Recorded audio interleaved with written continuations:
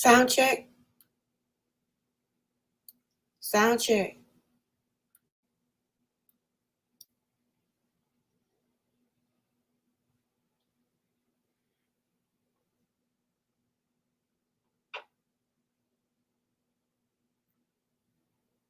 Oh, okay, you can hear me. Hold on, I'm trying to get my New Year's screen. Hold on a second. Um,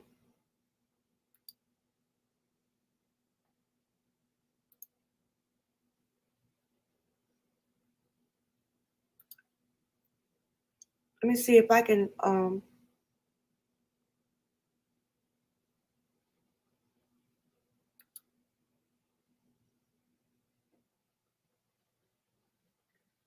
Happy New Year to you guys.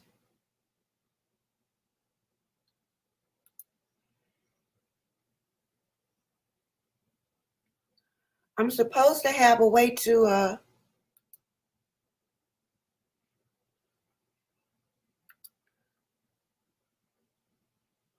I'm supposed to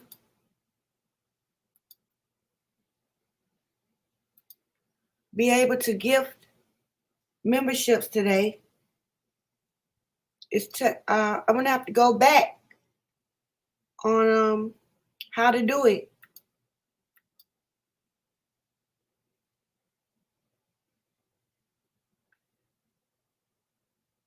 How y'all doing today? Y'all having a good New Year?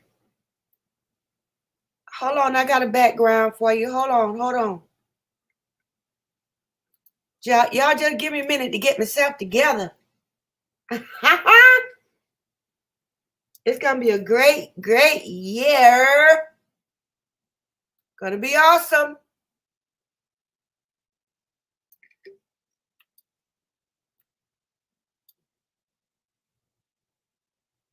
Okay, maybe this will work.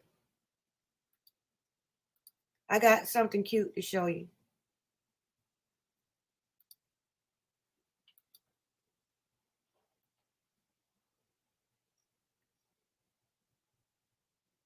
All right, let me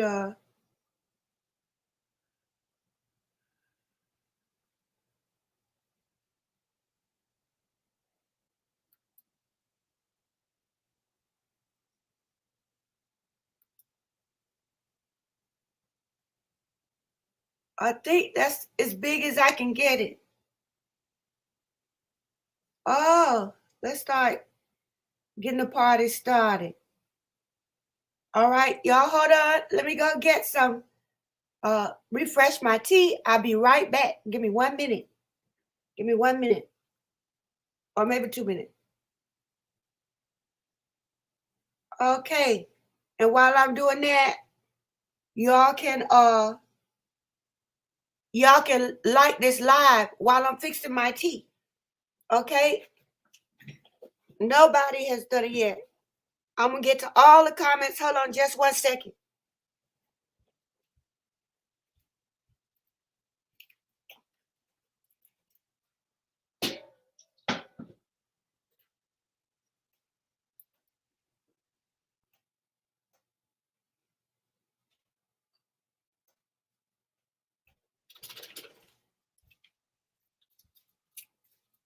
Y'all having a good New Year's? Anybody doing anything?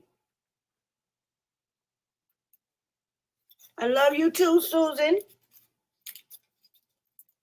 Y'all, I'm trying to wake up. All right, what's up, AD? Happy New Year, Annie. All right, then. I'm gonna make a few announcements here. Yeah, I'm gonna get my tea. That's right. All right, Lori. Good. I'm not the only one trying to refill my cup.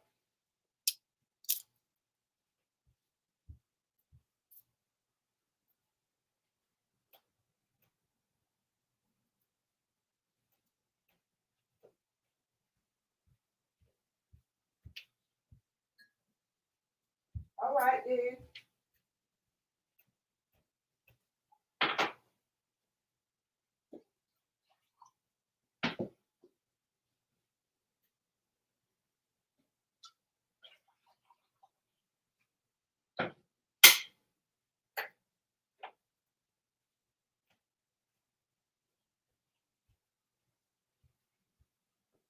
All right, what y'all want to do? Y'all want to talk about the case, or y'all want to just shoot the breeze? I need to make some announcements first.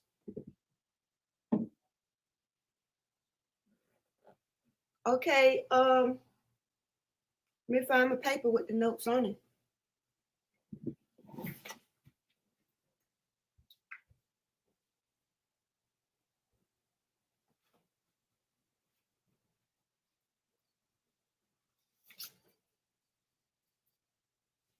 Or you know what?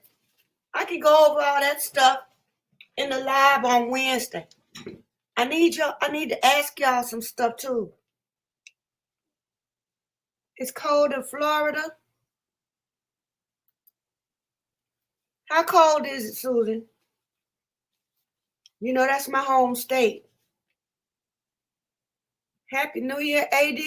All right. Much love, AD. How cold is it in Florida? Okay, y'all want case talk. All right, let me dig up some stuff then.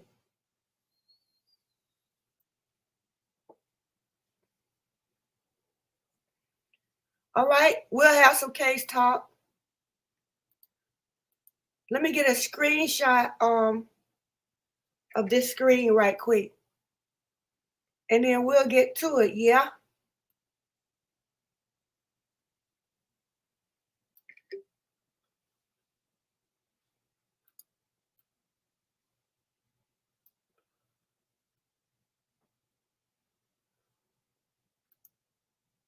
Now, a lot of people still need to take the survey because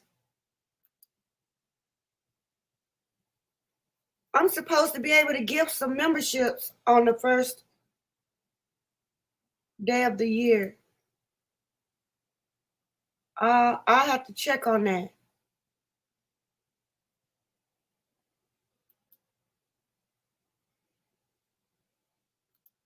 Yeah, I'll have to check on that.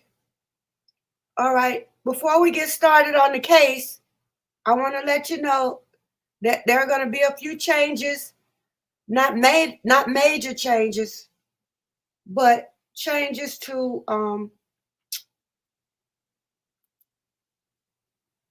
to be changes to just a few things. It's not major changing. It's supposed to be 60 degrees. Oh, wow. All right. Now let's see.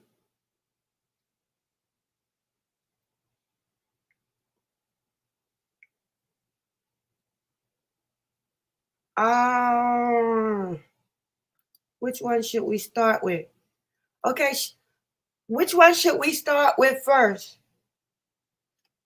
Oh boy, it's not even in the 20s yet in Kansas. I miss South Florida. You and me both, Les.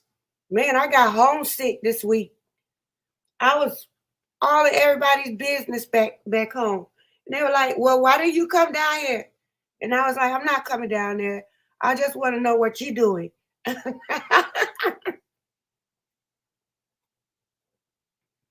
All right, hold on. Do you all want to talk about the suspects or the prosecution and the defense? I'm going to tell you what I want to talk about first. Ann Taylor. Let me find her picture. For real. We need to talk about Ann Taylor.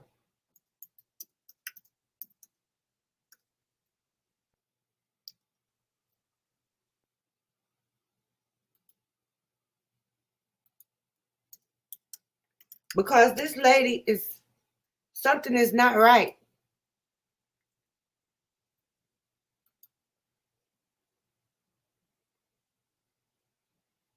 Let me see the date on this article.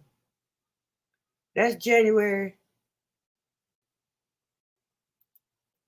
I want to talk about Ann Taylor. So give me 1 second to share my stop and share.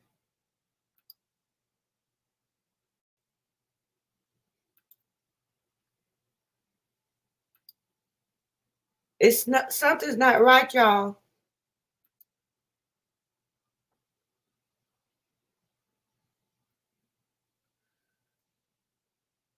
Ann Taylor is not doing, in my opinion, not doing what's best for Bryan Kohberger. This is an old article. We're gonna start here. But this is when Ann Taylor first uh this is when Ann Taylor was having problems. Remember, saying she was representing Xana's mom. Do you remember that?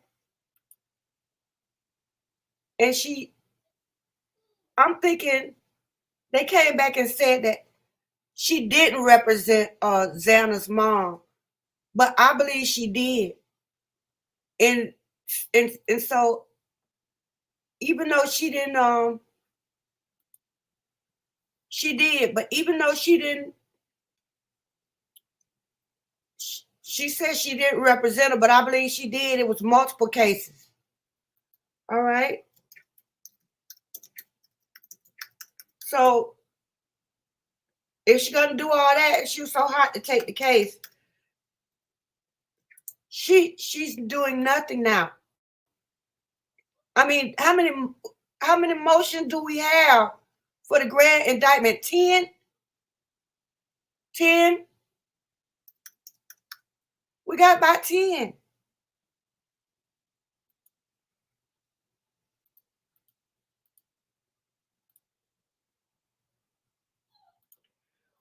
Honestly, supposedly she never let me put this up here. This was a lie in here somewhere, because they were saying that she didn't represent, but she did.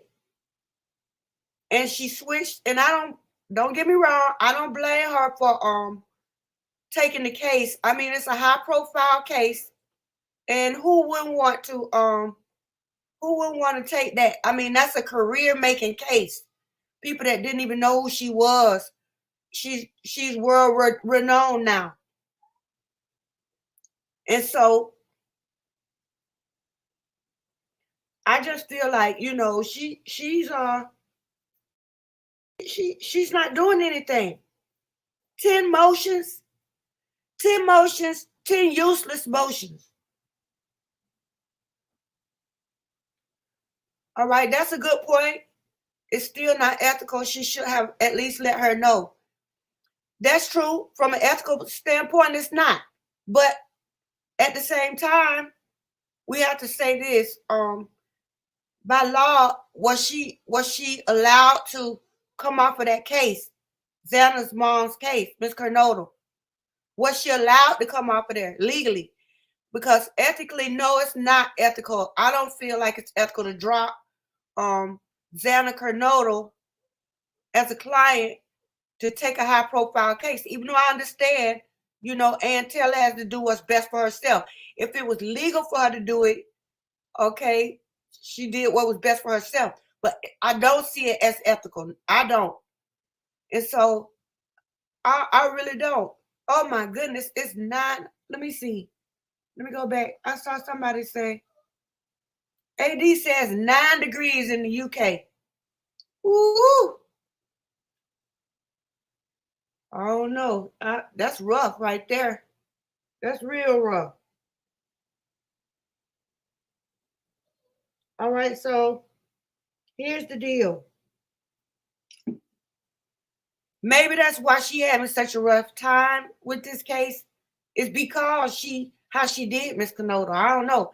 All I know is, what is she doing for the case? Nothing. We're talking about 10 motions. 10 motions. I think it was 10 for the DNA too, I believe.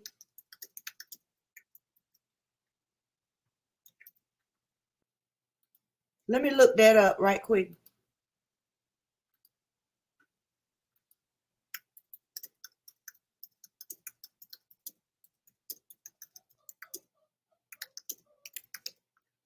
I believe it was 10.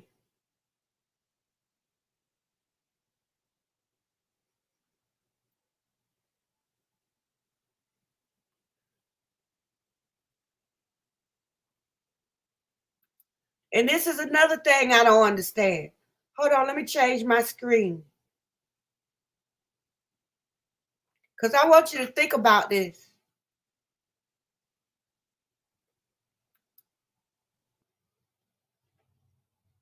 I want you to think about this.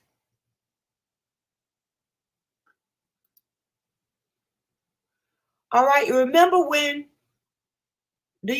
when the prosecution was demanding Brian Kohlberger's alibi? And then Ann Taylor kept stalling and stalling. And then she said, oh, he's just driving around. I think she made that up. I don't believe Brian told her that. I really don't. All right, we got £2 from AD in the UK. Thank you so much. God bless you. God bless you. Thank you. You all, it's still not. Hey, Truth and Translucence. What's going on? This is what I'm saying. Brian Kohlberger's lawyers in Idaho murders case asked for more time to make alibi decision. This is what they told us. Brian Kohlberger is asking an Idaho judge to give him more time to decide whether to offer a formal alibi as part of his defense. Kohlberger's public defender filed a motion Friday arguing his team had not had enough time to review the voluminous evidence produced by the prosecution. What they got to do with his alibi? Okay, let me look at the date on this. Make sure I got this right. June the 12th. June the 12th. It said, since the time the prosecution has turned over some 51 terabytes of data as part of the discovery process. You remember that? Hey, 51 terabytes of data, and we've gotten absolutely nowhere. Absolutely nowhere with that. Hey, you better, AD, we're on the same page, because they asked for the alibi. Let me go back to the title where you can see it. It says Taylor argued in her motion that deciding now on whether to offer an alibi would be at a minimum premature, as wading through the extensive information that makes up the case is incomplete. What does that have to do with an alibi? Honestly. I mean, that's what I said. That's what I said, Les. What does that have to do with you know, the alibi?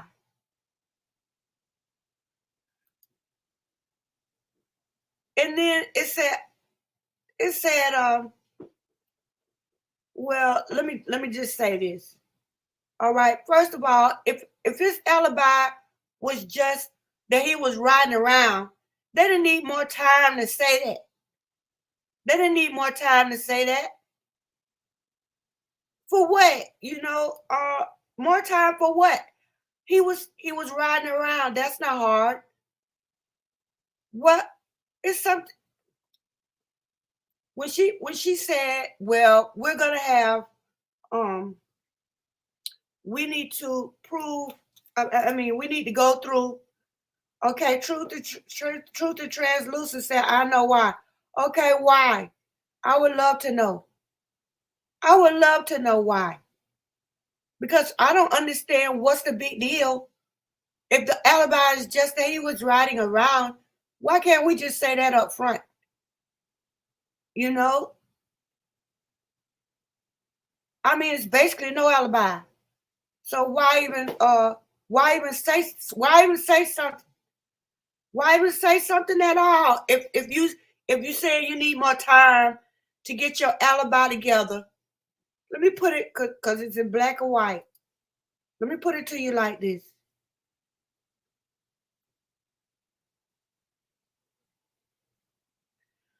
Okay, they're saying They needed more time to make the decision, right? I feel you on that. He needed time. They needed time to make a decision. Okay, I'm good with that. But why do you need more time if all the alibi was that he was riding around? Why do you need a alibi for that? I mean, why you need more time for that? There you go, Laurie.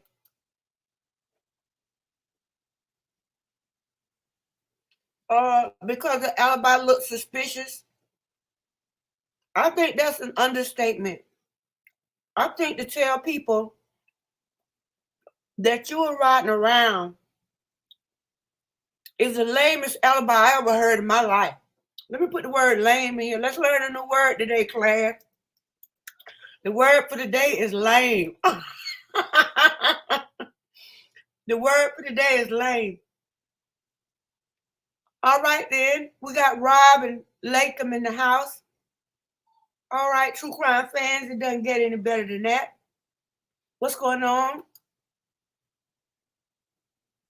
Happy New Year, Robin. Now, this is why I think she needed more time. All right, listen to this. This is my first theory. The reason why Ann Taylor was asking for more time to make an alibi decision is because she was trying to find somebody to corroborate it, and she couldn't. She was trying to find somebody that would be able to say, okay, Brian was over here, or Brian was riding around and he came by my house, or Brian was doing blah, blah, blah, and I saw him over here in his car during that time or whatever. The reason she asked for more time is she was trying to find somebody in Pullman to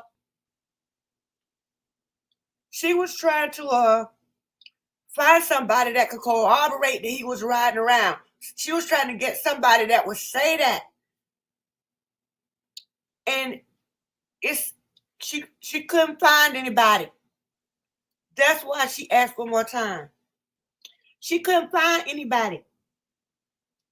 Right? And so, since she couldn't find anybody, she had to go ahead and give that alibi without any supporting documentation, witnesses, witness statements. She couldn't get anybody to corroborate what he was saying, what the alibi was, and therefore she finally went on and put it in. As far as I'm concerned, she could have held it to the end and then introduced it. I don't know if that's legal. Can you hold your alibi until the trial? Are you allowed to do that?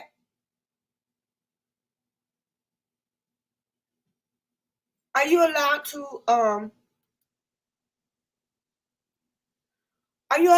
to withhold your alibi and then put it back, enter it at the end?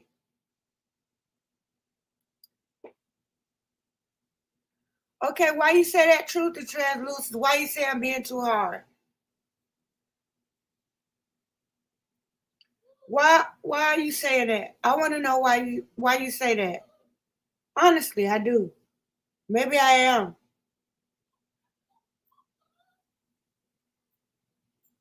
All right. Let me know in the chat, Truth and Translucent, what you mean by that. Because the name of this channel is The Hard Truth. And the hard truth up until now is that Ann Taylor. Hold on, let me get my dog.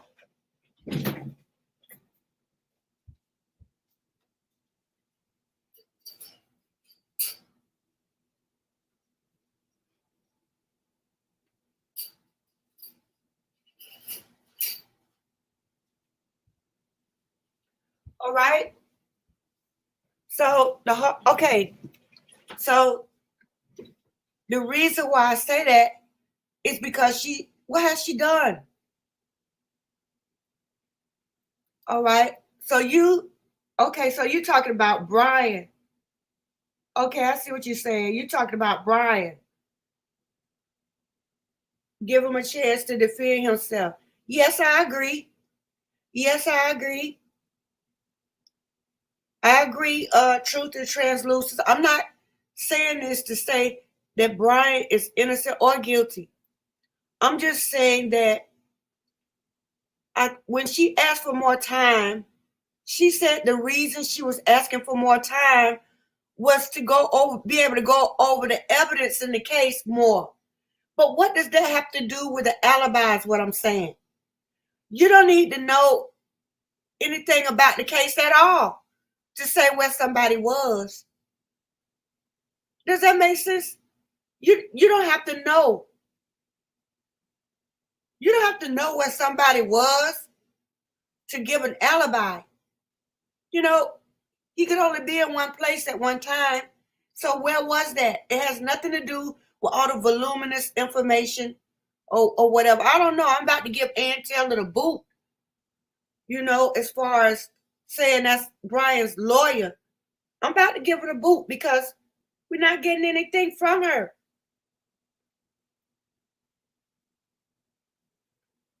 We're not. Okay, Annie Ruler said, I had an idea they act like they had no idea it was BK.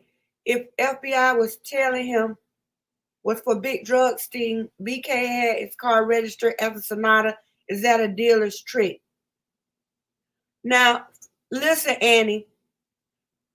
If his car, which it was, his car was a Sonata in the system in Pullman, that was a mistake on Pullman's part because the Department of Motor Vehicles. Let me change the screen and go to that. Let me go to the screen and go to that.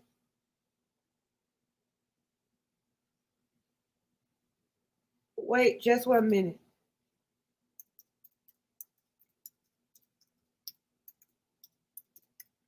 Hold on a second.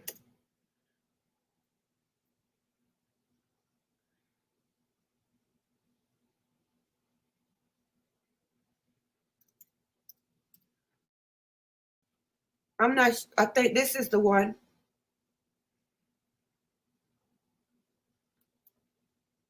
Yeah, this is the one. Excuse me. Wait.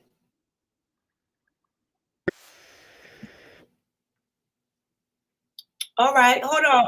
I'm switching over to another screen because this is very important, what you just said. This is very important.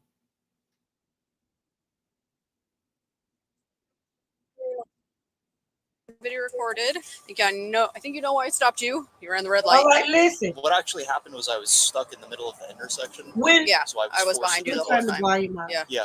So technically, you're not supposed to enter the. Now listen to me. When she called, if Brian's car is if Brian Koberger's car, when it came back that it was a Sonata, that was a mistake on the DMV's part. He didn't get it. He didn't and it didn't have anything to do with the dealership or anything when he bought the car because he couldn't get insurance on his car without giving the VIN. So when he gave them his information, his insurance said an Elantra. As a matter of fact, I had a screenshot. I think I screenshotted his insurance. It's a company out of California. But when right there it is, right there. His insurance. Let me back that up.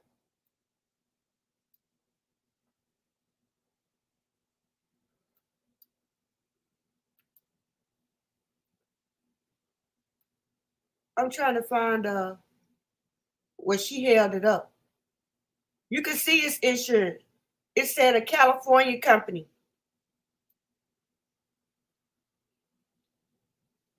Well, you have to take my word for it or look because I got to post these comments.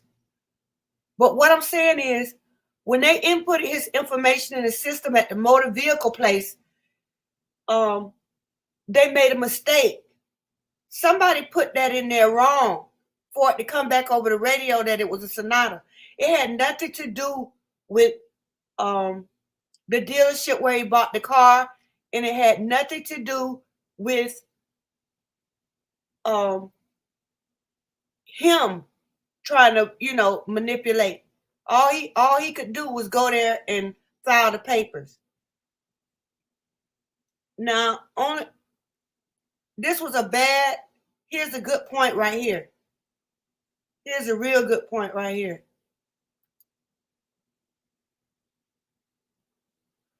All right. Did Steve G accidentally say Sonata in a recent interview? I mean, I heard that. I'm not sure, but I heard that. I'm not sure. But for them to say that this car came back, it did come back a Sonata. We heard it for ourselves. We heard it for ourselves.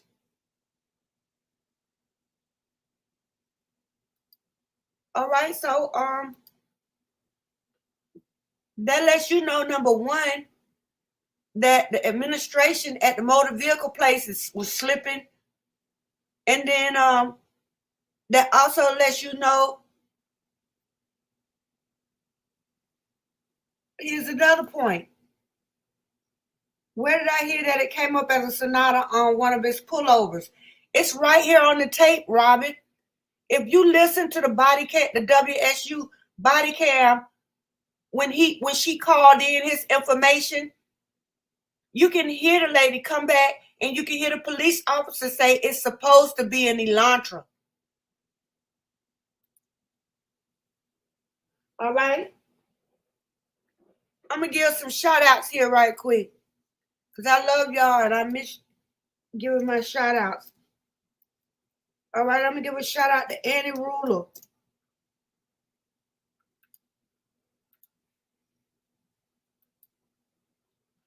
We give one to Truth and Translucent.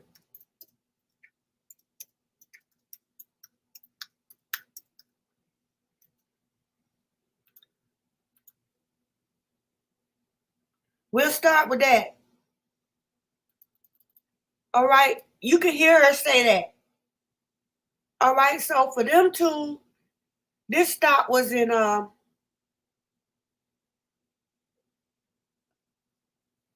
let's see, when was the this traffic stop? I think was in October. They didn't have the right car in there. So this is a great point right here. This is a great point. All right, you get a brain for that. Why is this significant? I'm getting ready to tell you. This is a great point, Annie. Great point. Now, think about this. Think about this. If we sat up here and heard these people tell us, we sat up here and heard the lady tell us on the body cam that his car was registered wrong in the system. She didn't go into detail. She didn't say you need to fix that right now or whatever. She just told her it should be an Elantra. All right. And so the lady that gave her the information is just pulling up stuff at a switchboard. She probably didn't even have the authority to change it. So the big question is, did they change it? Because like Annie brought up, he didn't get his plate changed until the second half of November after the crimes. So we would think that if he went into the motor vehicles, you would think that if he went into the office of motor vehicles and, renewed his plate because he had to because of his birthday month, you would think that at that time they would correct it and say, okay, he doesn't have a Sonata, he has an Elantra. Or he would correct it and tell them to correct it. All right, shout out to Susan. I see you, Susan. All right. Thank you for that. Much love to you.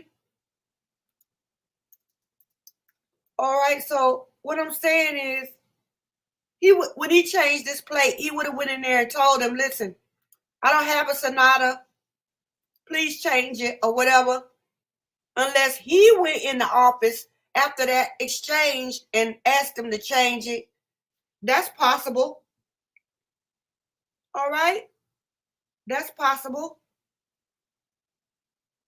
All right. We got a 349 pound super sticker in the house. The UK is running it. UK and Australia is running it.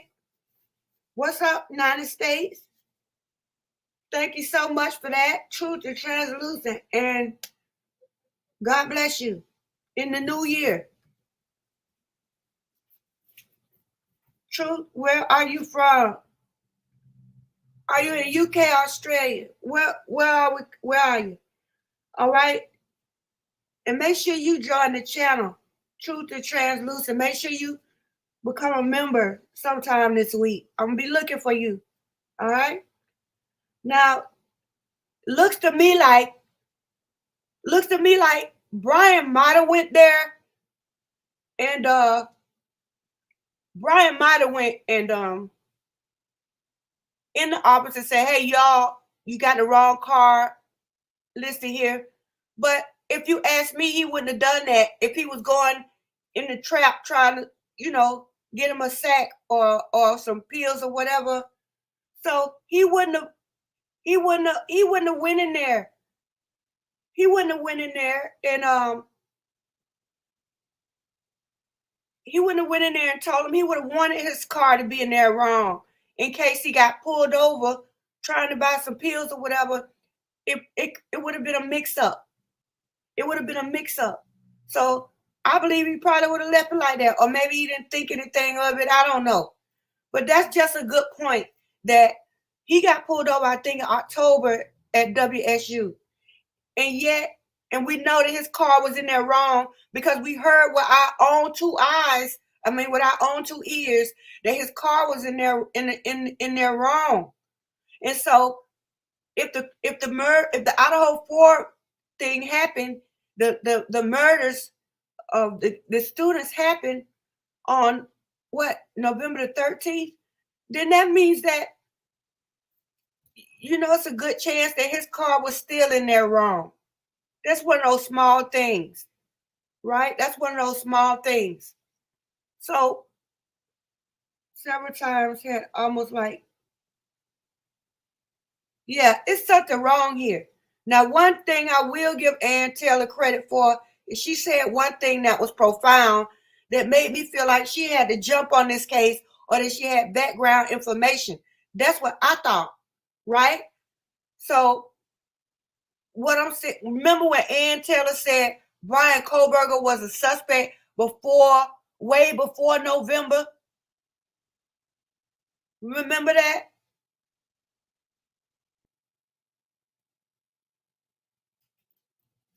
All right. Do you remember?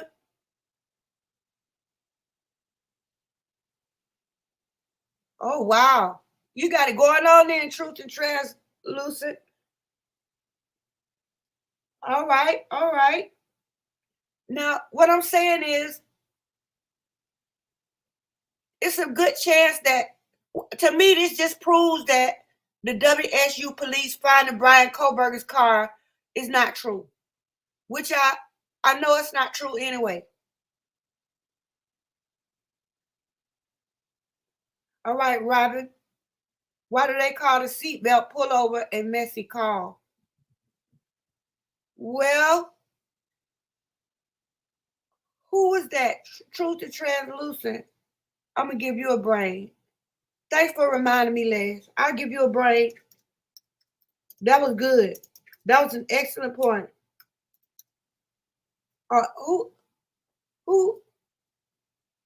Whose message was it? Seems like I'm losing it. What? Let me look back.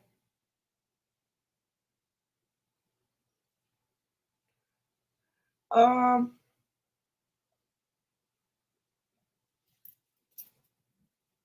don't know.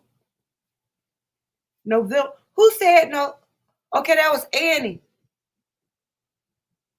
Annie, you already got a brain. You get another one, or was that for that one?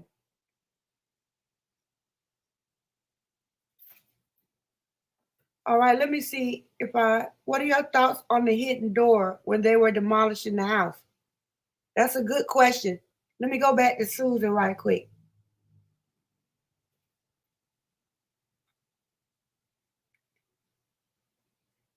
Hold on, let me find it over here in StreamYard, Susan.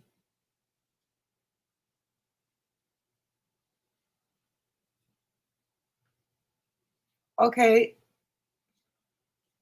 any good one? Yeah, that was good. Okay, here it is. What are your thoughts on the hidden door when they were demolishing the house? I think it was a lot of hidden doors in the house. There's no telling what was in the house or under the house, but I think that's exactly why they tore it down, because we know that the president of the university knows the layout, right? We know that. And we know that the people that own the house, and it's a lot of people that knew the exact layout of the house. People were posting it online.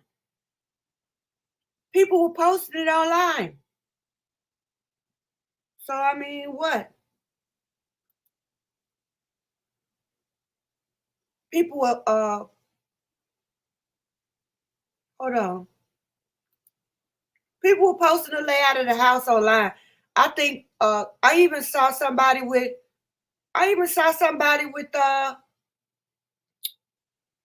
the blueprints for the house. I think I had them one time. But as far as the hidden door, this is why that crime scene should have been preserved. This is the crime scene should have been preserved.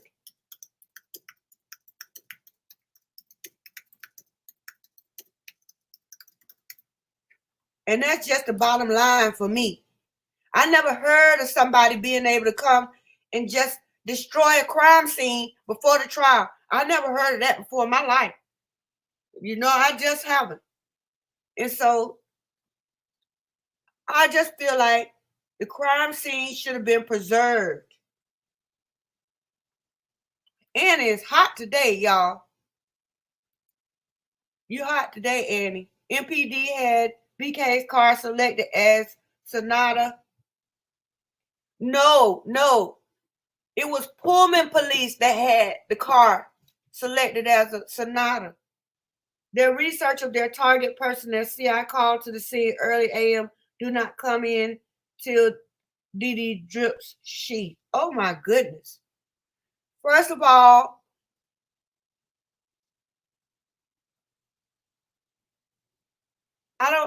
the people that had the car listed as a Sonata was Pullman police. Pullman police. And so, you know what? You get another brain. I just thought of something. My goodness, you're hot. When you're hot, you're hot. I just thought of something. Oh my goodness. You get another brain, Annie. I just thought about something. Listen to this. If Brian's car was listed in Washington, okay, hold on. Something is wrong. I made a mistake. Let me backtrack. If his car came up as a Sonata at WSU before the crimes, that means his car, either somebody in Washington put his information. No, that's not true either. That means his car was listed as a Sonata in Pennsylvania, right? Wouldn't his car have to be registered as a Sonata in Pennsylvania before he even left the state of Pennsylvania? His car was listed as a Sonata because it came up that way in October before he ever even went to the place to change over.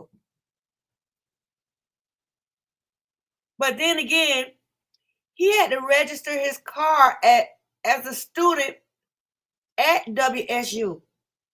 So when she called in his tag, did she call the Department of Motor Vehicles for Washington, or did she just call the WSU police to look up his car? Is this wrong car? I mean, how's that possible? Is this wrong car information just local to WSU, or was his tag wrong? I mean, was his information wrong before he left Pennsylvania? Because this was before the crime. He didn't have a reason to be he didn't have a reason to be in the DMV. He didn't have a reason to go to the DMV before November to register his car. But once he became a student, he had to register his car with the school. He didn't have to he didn't have to change his plate or go to the DMV, but he did have to register it with the school. And in October, that's the only place that his car would have been registered. Because no, that's not true. Because remember, I did a video. He was required to register his vehicle, and in Washington, I think he had 30 days to do it. The school required that. So what I'm saying? That's confusing. Was his tag wrong in Pennsylvania? I don't know about that one. I don't know. I'm not sure. I'm really not sure. I'm not sure about that one. But one thing about it, we got a lot of rumors out here. And people are speaking them as fact.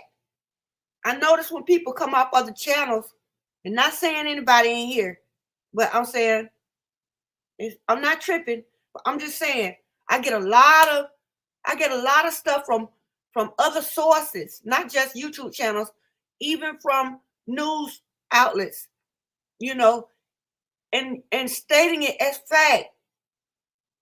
And I mean, we can't do that in 2024. We can't.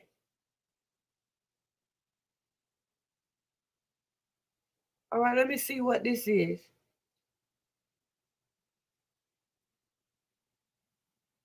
I think the hidden door led to the underground tunnel. All right, Susan, I'm going to give you a brain today because I probably owed it to you anyway.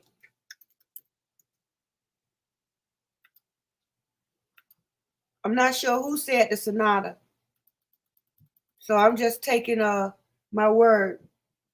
I mean, I'm just taking, taking it in stride. Now, I think I'll put a pin in that and just make a note to check the facts, because the facts that I have show that that car came up with Sonata in October. He didn't register his car until November, but he did have to register his car with the school. So here's my question. Let me give you a poll on that. Here's my question.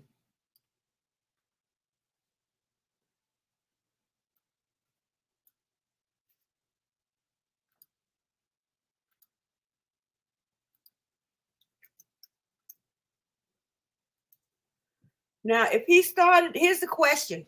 If he started school in September and they required him, let me see, did WSU police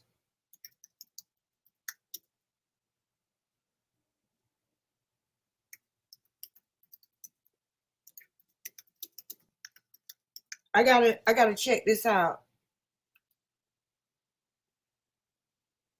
Okay. Thank you for everybody that liked the video. Thank you for the super stickers. God bless you. I just want to see what's going on here. See where your mind is right quick.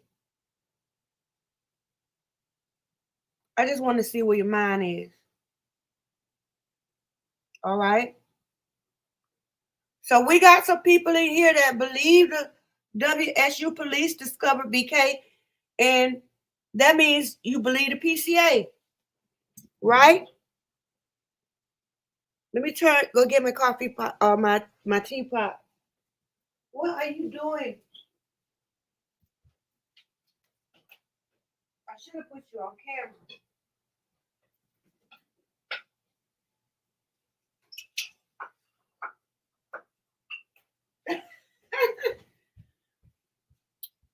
Okay, I'm gonna leave that out there so some people can vote. But I'm just saying, why would you? Some people still believe that the WSU police discovered his car.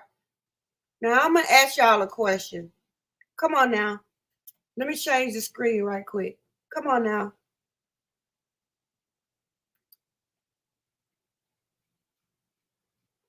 All right, Les. Robin, it's like we were talking about the other day. Could be that BK was caught with something and they talked them into being an informant. Okay, we'll get into it, but I think I might need to. I wish I could split this screen 2 or 3 ways. I'm gonna just pull up the account. I'm gonna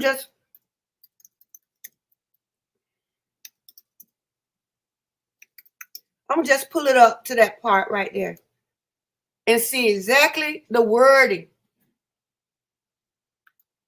I'm gonna show you the exact wording because we have 33% who still believe that WSU police,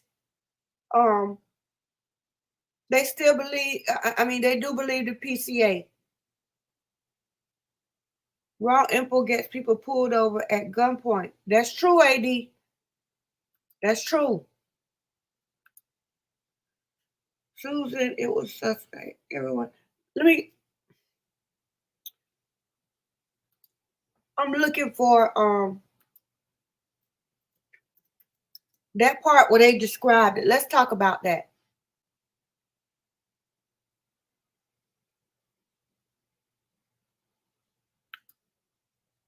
Here it is right here.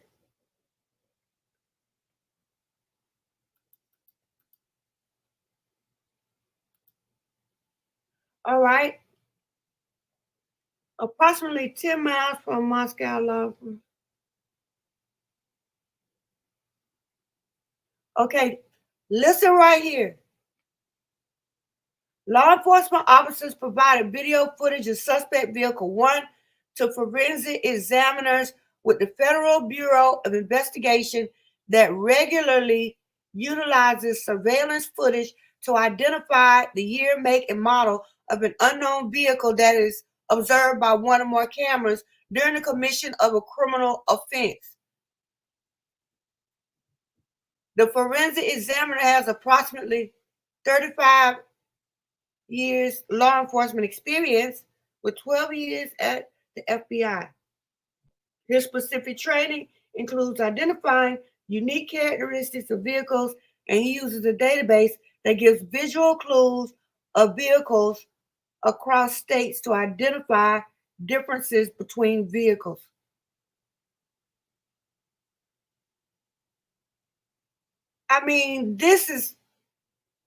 It says unknown vehicle. I'm going to highlight this. So you can't say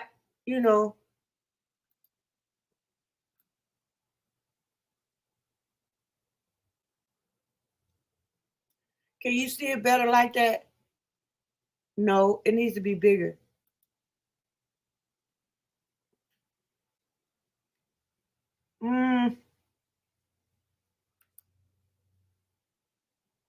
I don't think I can get rid of the panel. How about that? It says, footage identify the year, make, and model of what? An unknown vehicle that is observed by one or more cameras during the commission of a criminal offense. They say they regularly use the FBI to identify unknown vehicles, right? Now let's go down to when they're talking about, hold on, let me go back to my search.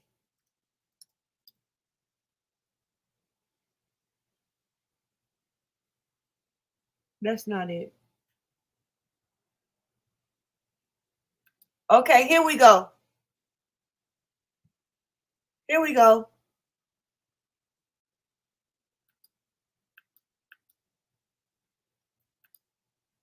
Here we go. Here's our proof right here. This is what I was looking for. It says on November 25th. No, let me start right here and try to. I can't pick that. It says query white Elantras. Okay, so they're telling us they were looking for white Elantras. They were looking for white Elantras, right? Look at this part. So they when they asked him, he said he queried Elantras that registered at WSU. So the query, that's our answer right there. He queried. Let me put this as a quote, because y'all don't get it. I mean, somebody in here don't get it. He queried Elantras at WSU. This is huge. I gotta make a video on this.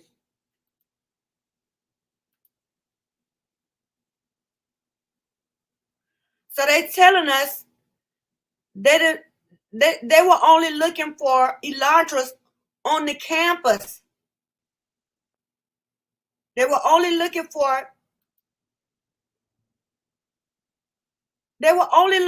Elantras registered at WSU.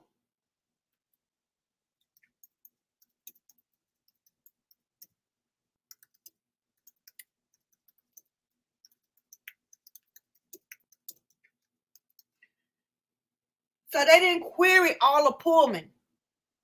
You know, that's sketchy right there. That's sketchy right there. That's sketchy right there. How do you know the killer is, you know, they didn't why did they look for the whole city of Pullman? Because everybody in Pullman, Washington is not registered at that college.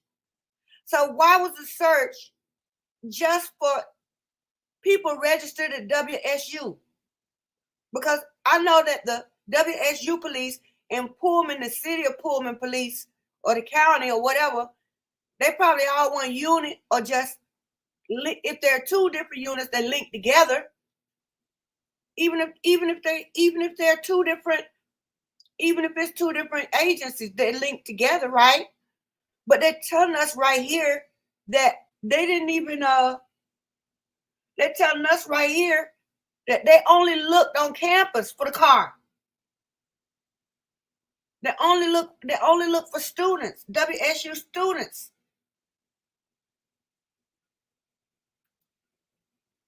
Call tags are registered to the PA plate. I'm not sure what you mean by that, Annie.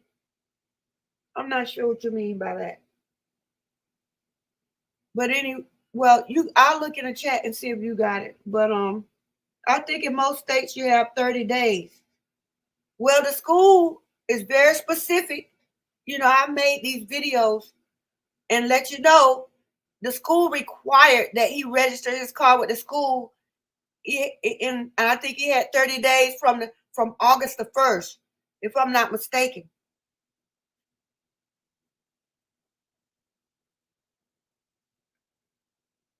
Let me see. All right, truth is translucent. I haven't figured out this whole Sonata puzzle yet. Something is off with it. Yeah, something is off, because it says they only looked at vehicles registered at WSU for the Elantra. So that means when the policeman called in his information at the WSU traffic stop, that means at that time they didn't check all of Pullman. They just checked the school.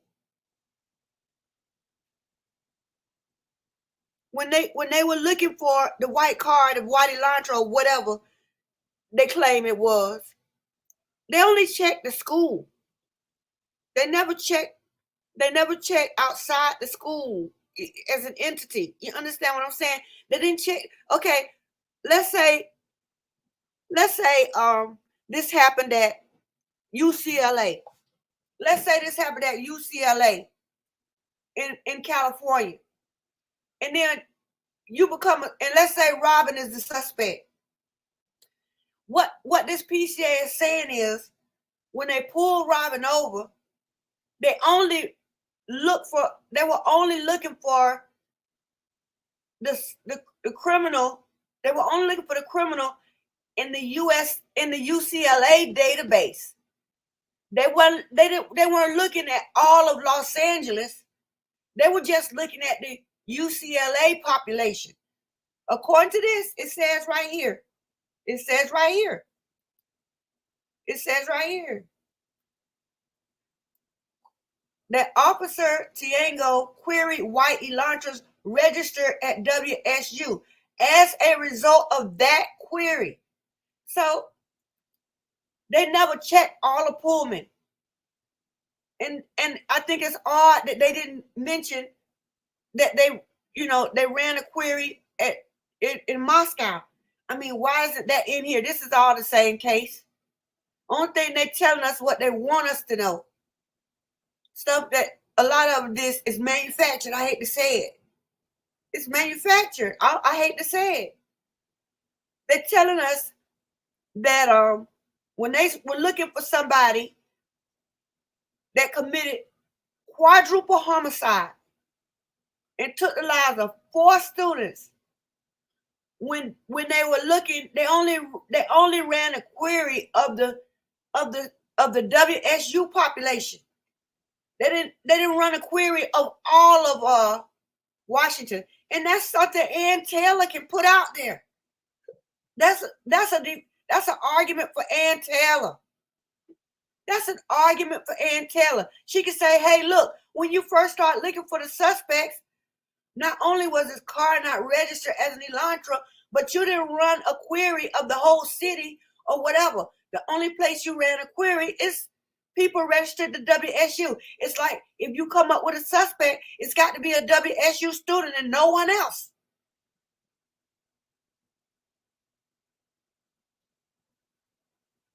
All right, remember when we talked about mutually inclusive and exclusive events? They're telling us they only look for the car on campus. They didn't look outside WSU. And if I was the attorney, that would be a problem for me. That would be a problem for me. 4 students lost their lives. And when you come to Pullman to look for the suspect, because at that time they claimed they had no evidence, no clue of who did it. You telling me you only looked in the, listen, if I go on Walmart to shop, the only thing I can buy is stuff that's out of Walmart. I can't go on Walmart and buy products that were created by Lowe's or Home Depot. If I go on Walmart, the only thing I'm going to find to purchase is Walmart brand items. If I go to Walmart to shop, I'm going to use a restaurant. That'll be easier to picture. Listen, if I go to McDonald's, only thing I can buy at McDonald's is McDonald's food. If I go to Burger King, I cannot buy McDonald's food out of Burger King. So if the WSU police only searched in the WSU database for the Elantra, the only suspect they could come up with was a WSU student, to the exclusion of everything else, because it's impossible for them to to get anything other than a WSU student because the only place they looked was the WSU database. Does that make sense? Let me read some of your comments. It's plain as day to me. I need to make a video on this. It's plain as day to me. Everyone and their mom has been named or is taken to media. So who was the guy at WSU who called it in? All right, that's a good question because at this same time, that's what we're talking about. At this same time, there was somebody at WSU that they said called it in. Be honest with you. They did say that. They did say that. You know, I'm just be honest. They did say that. So what's the verdict? What's the verdict? Because they're telling us they only looked in the college database for the car. So that makes me feel like they knew they were going to look. They were looking for Brian in the first place. How can you tell me that your search for a suspect car only went as far as right there at the university? And we just saw the university police officer say that his car wasn't even registered right in the WSU database. Come on now. Come on now. I'm sorry, but I got some Christmas candy and it is the bomb. What I'm saying is, it seemed like they were looking for Brian all along.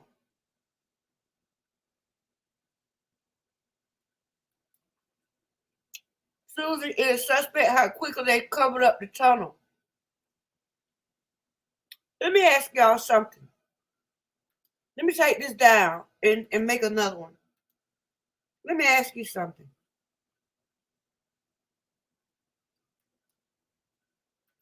Let me ask y'all.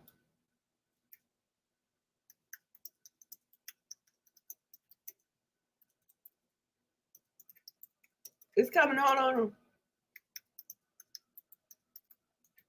I mean, I want to know. What's up with that?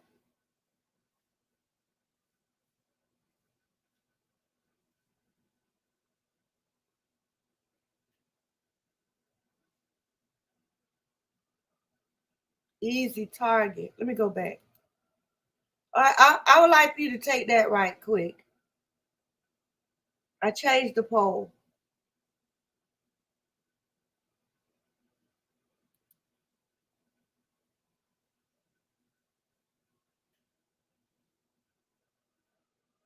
Let me see. All right, well,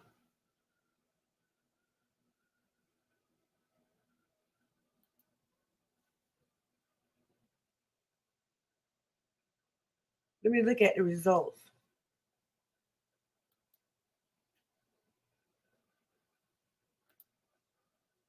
Because honestly,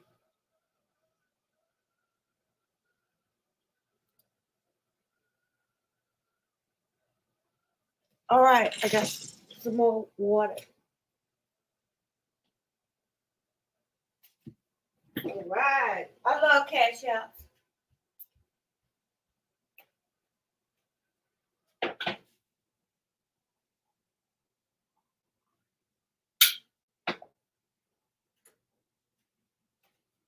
All right.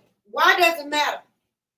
If somebody can give me a good explanation for why it matters, I give you a brain. If somebody can tell me why or give me a good reason. All right, shout out to Deb Tudoro. That's right. Happy New Year. Why does it matter? Please, somebody just help me to understand. Help me to understand why the tunnels matter.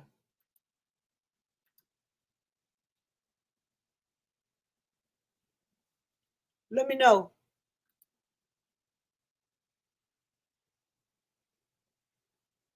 Somebody let me know I'm waiting because I'm trying to understand why this thing, why does it matter? Shout out to Tamara Terry.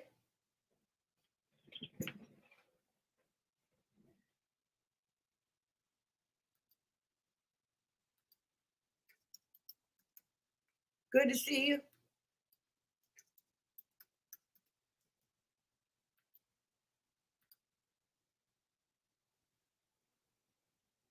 All right. A lot of people in here are saying it matters. Why? BK was forced to be a CI back in 2016 and now allegedly a paid federal informant and military asset. His dad is one too, working on big FBI operation allegedly about trafficking. Okay, let's let's do the tunnels first, and then we'll do let's do the tunnels first, and then we'll do this comment by Tamara. All right.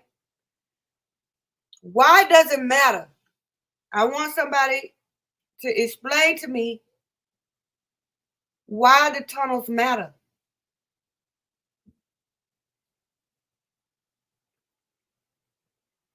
And who is this? Oh, okay. Dale, yes, we're going to need to encourage each other. I'm looking for, okay, here it is right here. Tunnels are not used for redrum. Tunnels are used to bring drugs to Sigma Chi and maybe human trafficking. All right, I can see the significance of it uh, from that point of view. All right, now let me ask you this, Tamara. If that's the case, if that's the case, why would Brian be a suspect?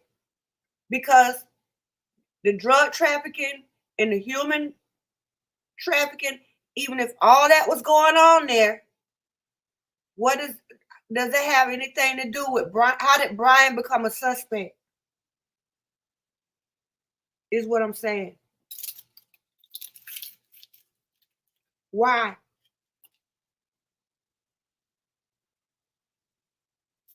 Because I mean, even if they brought drugs through the tunnel, even if they were human trafficking through the tunnel, which is a stretch, because let me tell you something. Whenever you have trafficking, you have traffic outside. Okay, whenever you have drug trafficking, you have trafficking outside the property. If there was any type of human trafficking type activity going on there, we would have to see some of that on the outside of the house. And I haven't seen now one video of, it's hard to hide that kind of activity. But I mean, that's big time traffic. That's big time traffic. A truck or a van will have to come regularly and pick the girls up or whoever they trafficking.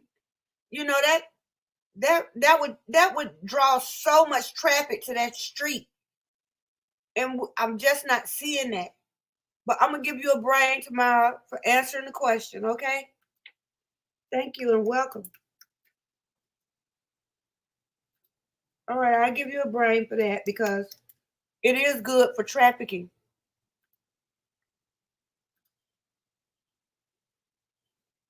All right. All right. I hear you. I hear you. I hear you. So what I'm saying is,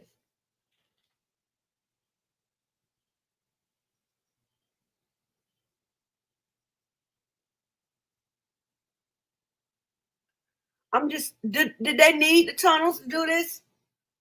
I mean, all you had to do was go inside and come out.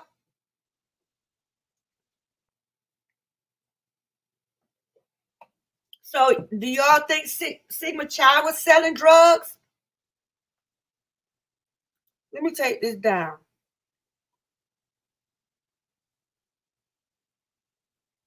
Oh, hold on, great.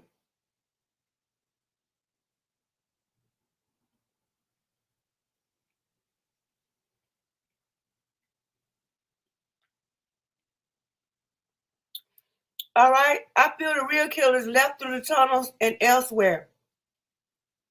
All right, Susan, you get a brain, because if it was multiple killers, which I believe it was, that's a good reason why there's no blood in the front or back door.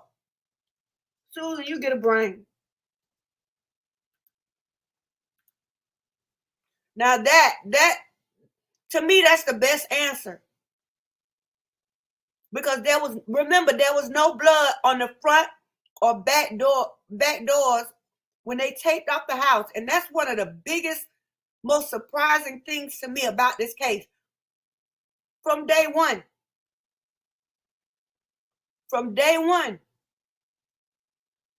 I wanted to know why don't when the police open the front door, right? Why wasn't there at least some blood on the doorknob or the floor right there in the foyer?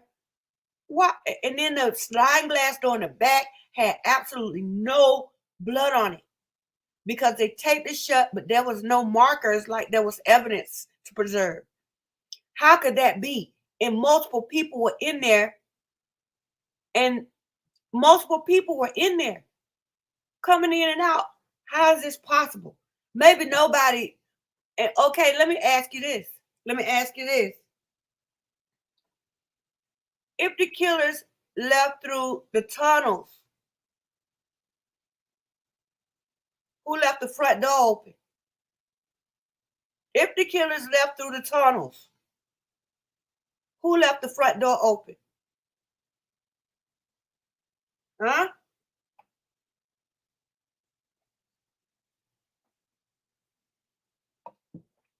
I'm talking to these people that say that the tunnels matter. If the people that did this left through tunnels, who left the front door open? That's my question.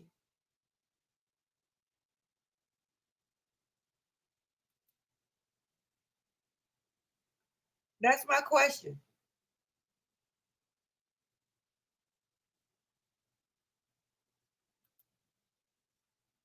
Who left the front door open?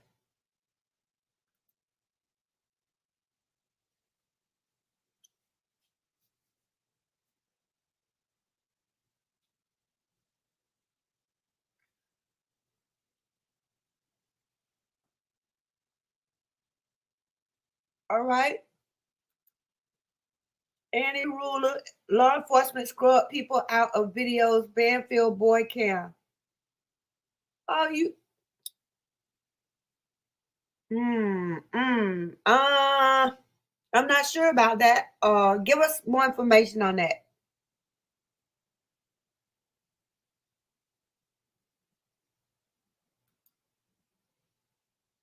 All right, there may have been another hidden room behind the refrigerator as well. All right, let's look at the crime scene.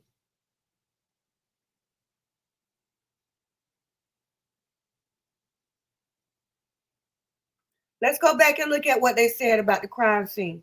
Maybe we can find a new clue just by thinking from this perspective.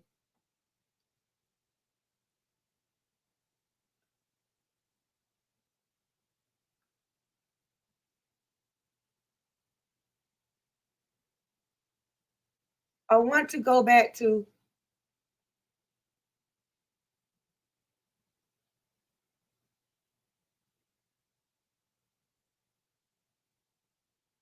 the third floor consists of 2 bedrooms and 1 bathroom. The bedroom on the west side of the floor was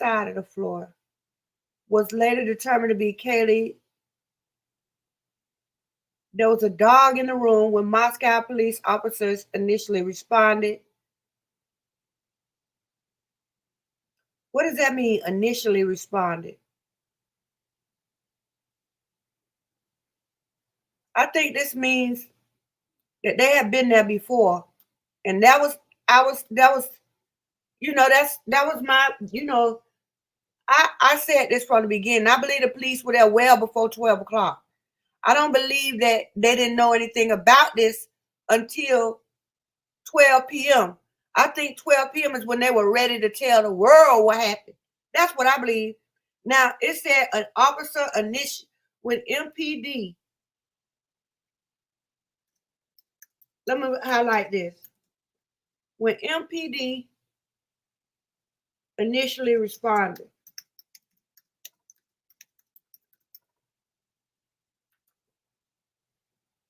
I think they were there before. I think the police were there well before 12 o'clock. Well before 12 o'clock.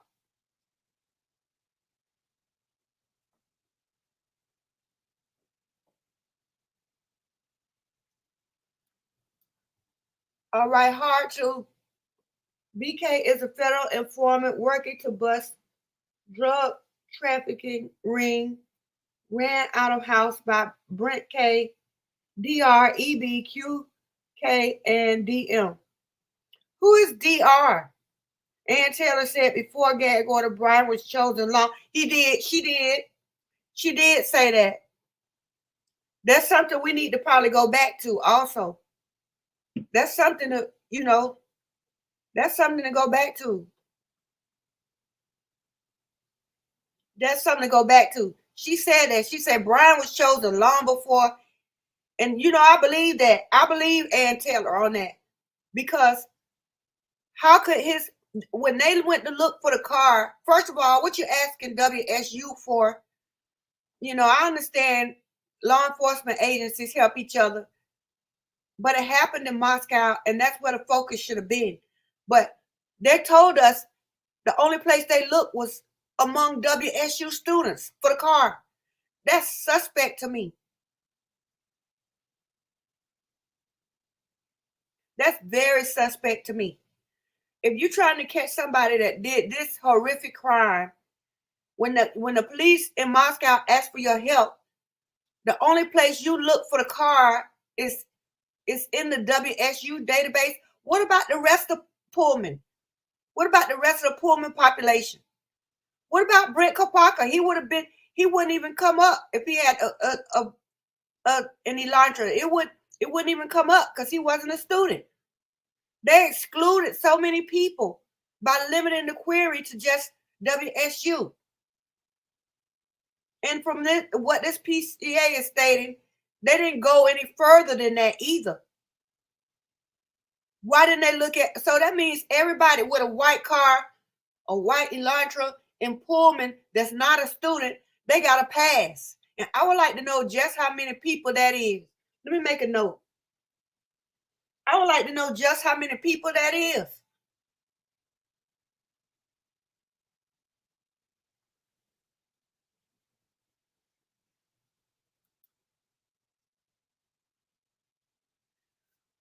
I can't really subscribe to the idea of other crime scenes either, Les. I mean, I believe some stuff might have went down on Linda Lane. I believe some stuff went down all over Moscow. And they're just careful what they put on that police log because it's very delicate. You can't have a police log full of crime and expect people to send their kids to your school. So I don't believe everything that's happening in Moscow is reflected in those police logs. A lot of them say no report, and some of them, they don't even call in.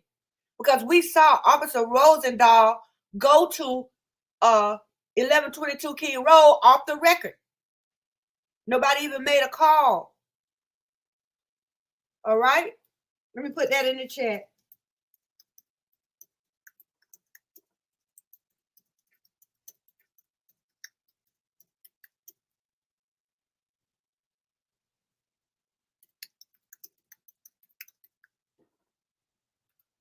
Remember that? I'm just saying.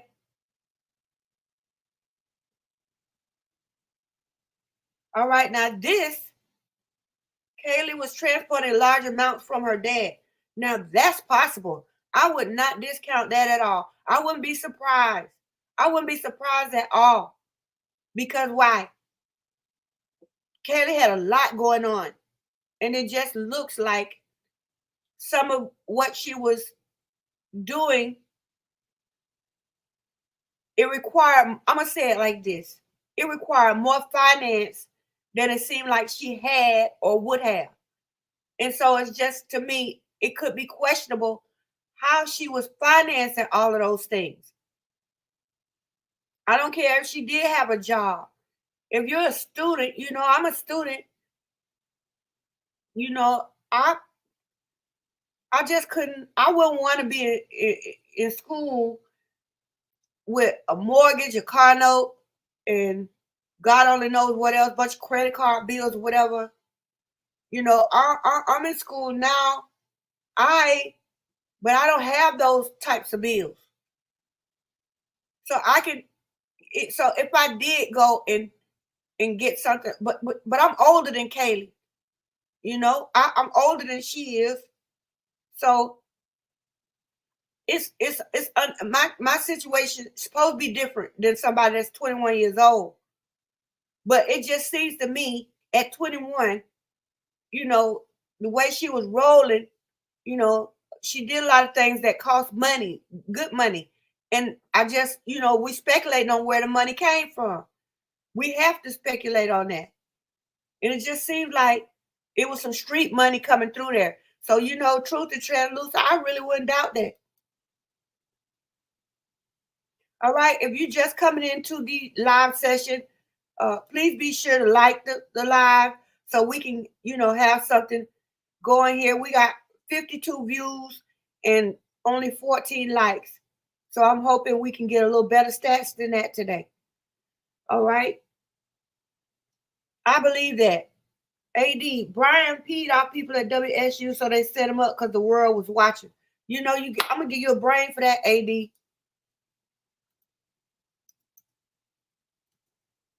Yeah. I'm going to give you a brain for that one.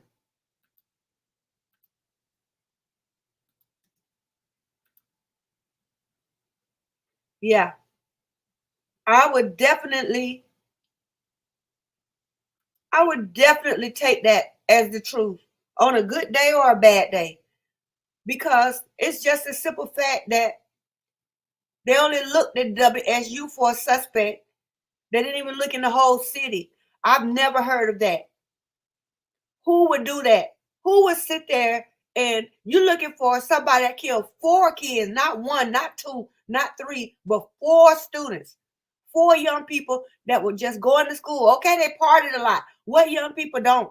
But they killed 4. And then you go turn around and tell me when the police come and ask you to help them out to find this white car, the only place you're going to look is on the campus. You didn't look in all of Pullman. I mean, some law enforcement agencies would even go so far as to get a list from the state, even this 80,000 return entries for it. Well, you just have to sort through that 80,000. We have technology now. So if they wanted to, they could have looked for the car, at least in the city, all of the city of Pullman. They excluded everybody except a student. To me, that's madness. I can't even fathom that. For a crime of this magnitude, the only place you look for the car is on the WSU campus where this guy lived. And then you say, oh, we found somebody, and now all of a sudden he is on trial.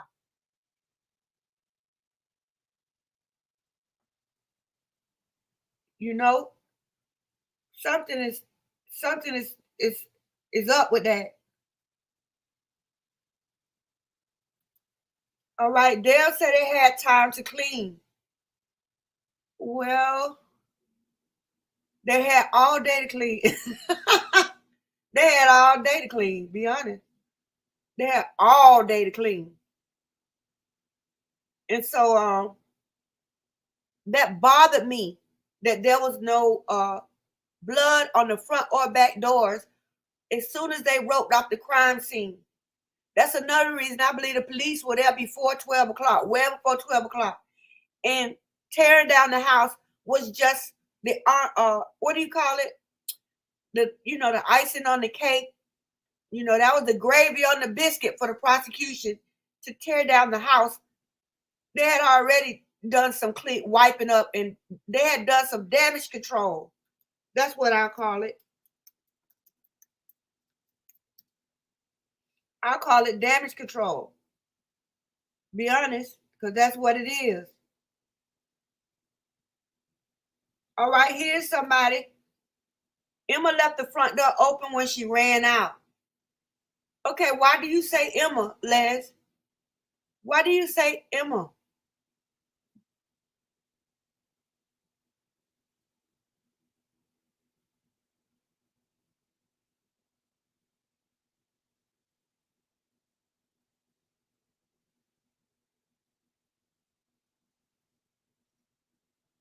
I'll be looking for that comment. Why do you say Emma left the door open?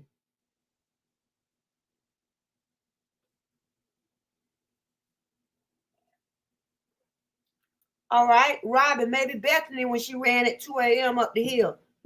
Okay, I put some chips on that one. Be honest, I would. Because that made sense to me. We got somebody on print saying that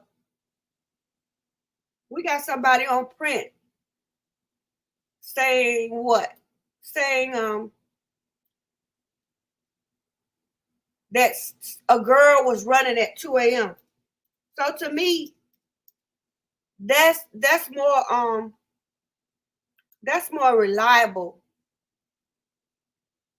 That's more reliable. All right, I want to stop and take a minute to say thank you to the people that have been sending me articles and videos. Susan, Leslie, and also I need some addresses. People that I need an address for Cindy Abbott. Anybody I guess I can Cindy's on the is she on the mailing list? Is Cindy Abbott on the mailing list for the newsletter? Because well Robert, I will email you when I leave the live. I'm gonna go into my email and see what's going on. Because we'll clean up everything from the Christmas party today. Anything that has been done, anybody that hasn't, don't have that information or whatever, we're gonna settle that today. All right. Now,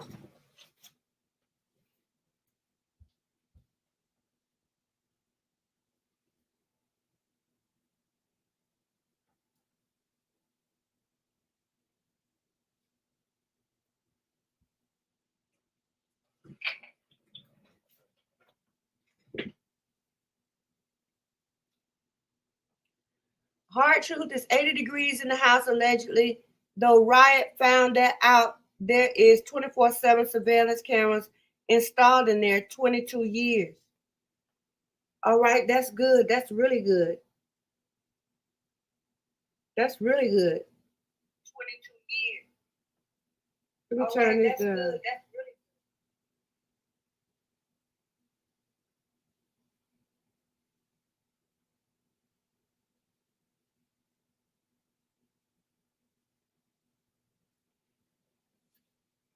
all right. Emma left the front door. Okay, I'm trying to change something. I'm trying to change something.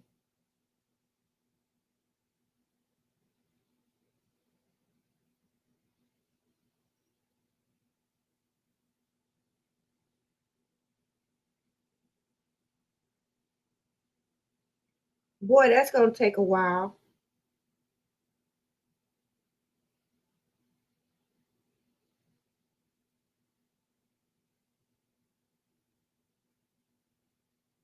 I'm just trying to do something right quick.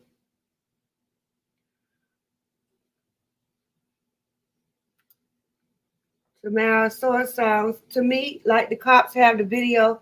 If not, they have to have it. Now let me ask you this. Why didn't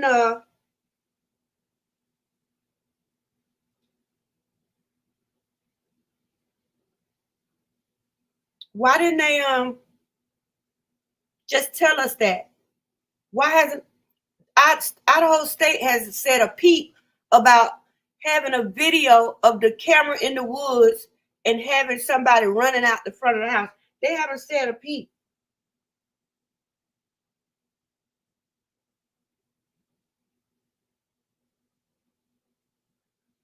I think that's kind of crazy that these people,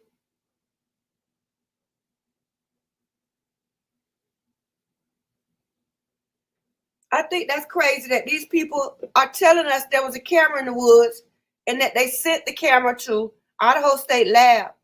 Why hasn't Ann Taylor asked the lab about that video? It seems to me like they would, right?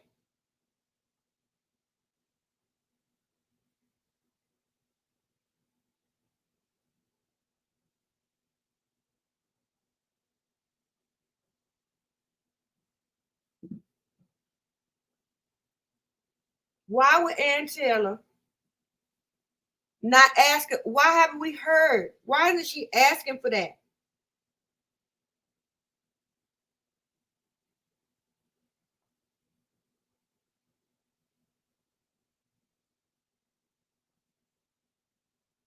Why isn't she asking for that?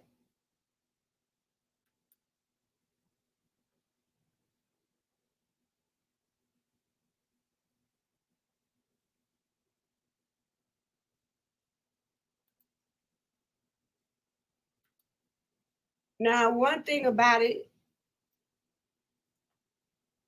I don't. It's a lot of video footage that could be better.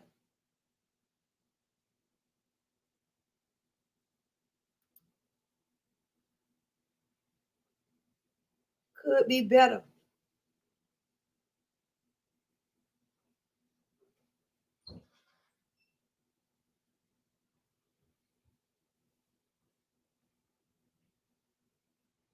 Now let's see. Hard truth. This was a fight between Jesse James Bailey, Dan Etsy, and King DMBFR Live because their parents paid money to JJB to keep them alive. Now listen, that's kind of wild, Tamara.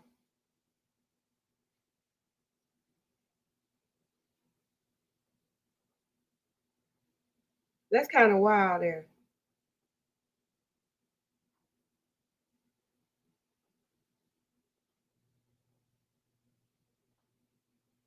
I mean, that's kind of crazy.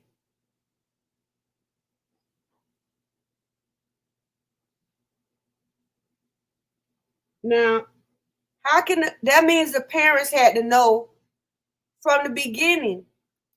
The parents had to know from the beginning that this was going to happen.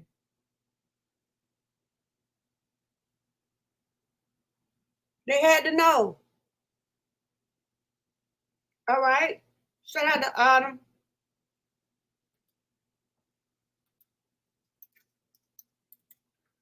Happy New Year.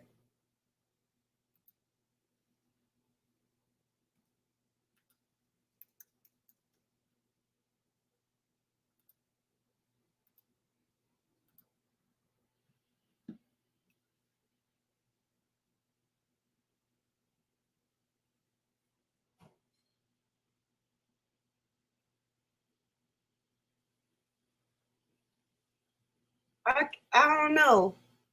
What were we saying here? Let's go back to this one. I'm looking for the document that said that. I'm looking for it.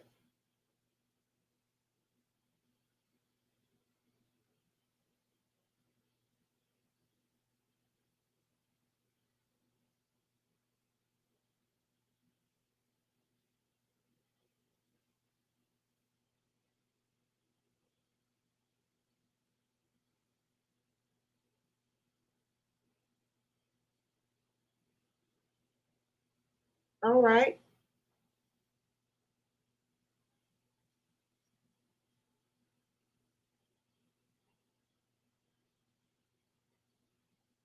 Now my question is, how could the parent? Do you think the G's have some knowledge of the crime, or are they just, looking for fame on TV? Just looking for fame on TV. All right. Shout out to Wakenian. Happy New Year. Good to see you.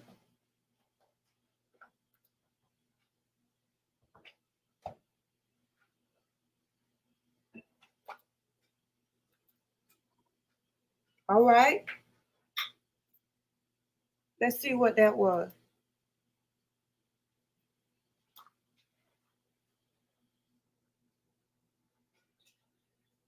Let's see what your post was.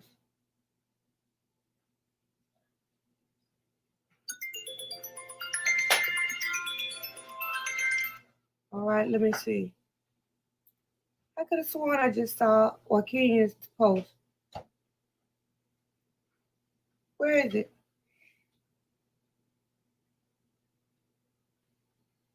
Maybe it hasn't come up yet.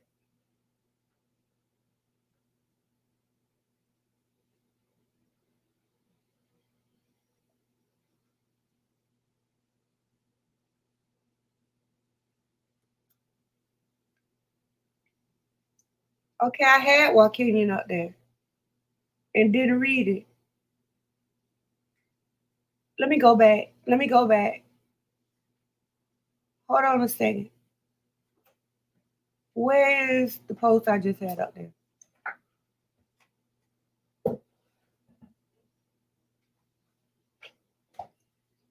Is there a secret room on the first floor between two bathrooms? All right. Now let me ask you tomorrow. Does that matter if there's a secret room on the first floor? I want you to tell me how that matters. I want you to tell me.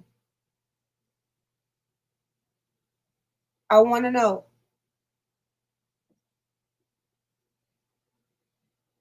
I'm putting it up there.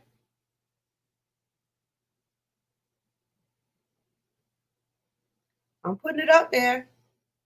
What you're telling me, but I need to understand.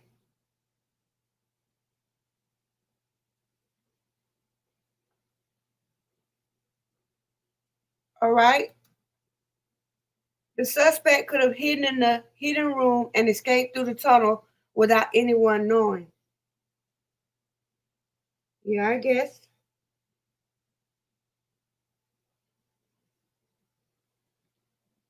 Now, these theories would account for why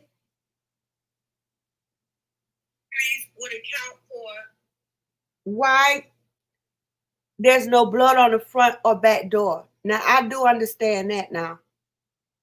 I can understand that because there was supposed to be some, looking at those two doors, there's almost no evidence of there's almost no evidence of a bloody crime. Looking at the front and back door, you wouldn't even think that a crime happened.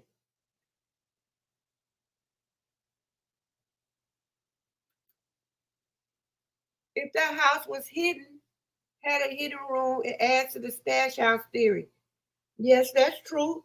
Shout out to Robert K.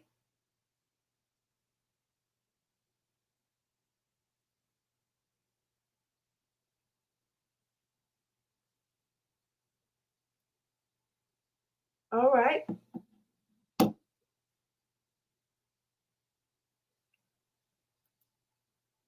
Okay.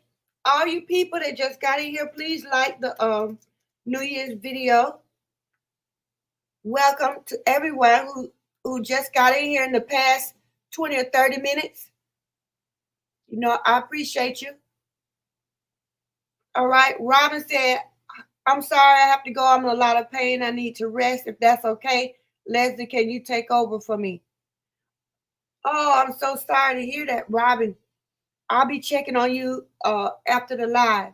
I hope you feel better. I'll get with you and we'll have some prayer if we need to.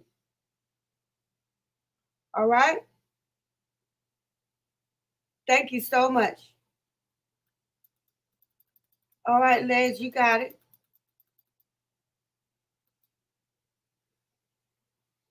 Now,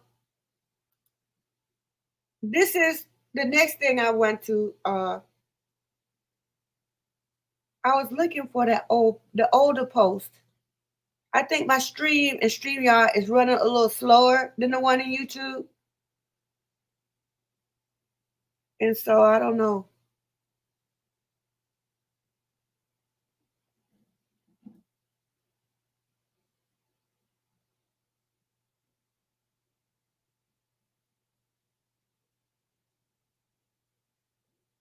I really don't.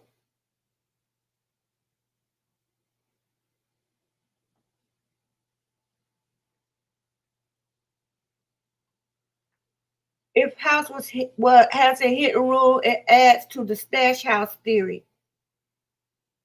Okay, that's true. That's true.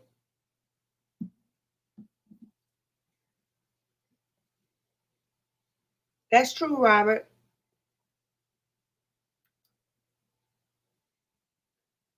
When they were tearing down the home, there was a cutout behind the refrigerator, and there seemed to be extra room behind that one room.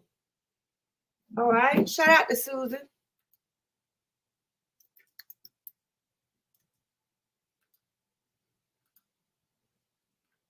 All right, well, so is this the dope?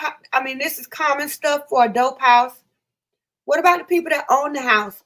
Are Do they have to be involved? Don't they know their house is a drug house being rented out, or are they the ones that made it a drug house? What do you think about the owners? I'm gonna give you another poll.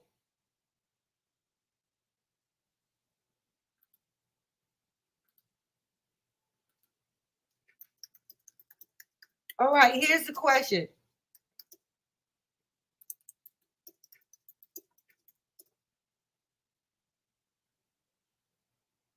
All right.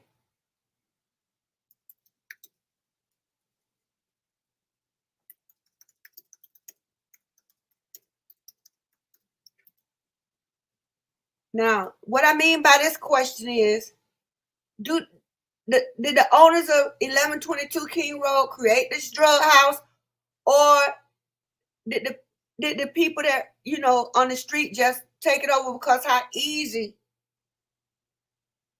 it is to access it? Let's see.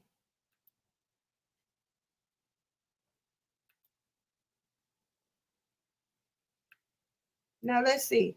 Hold on a minute.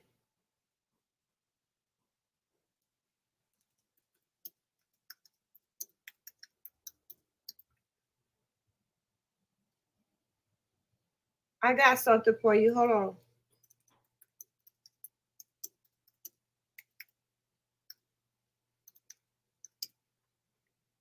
I got something for you.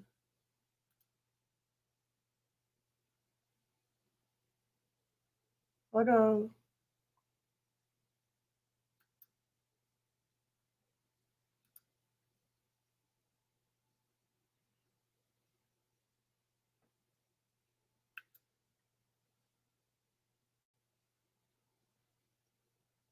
All right, we have to wait for this ad.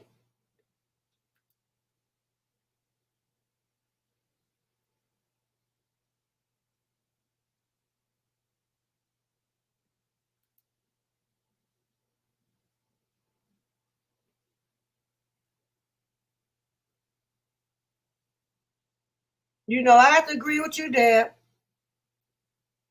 I have to agree with you there because there were opportunities to really be aggressive in this case. I think maybe it's acting like she don't need to do a job because she already know what the outcome is. Why waste her energy, right? But I have to here's an even better one.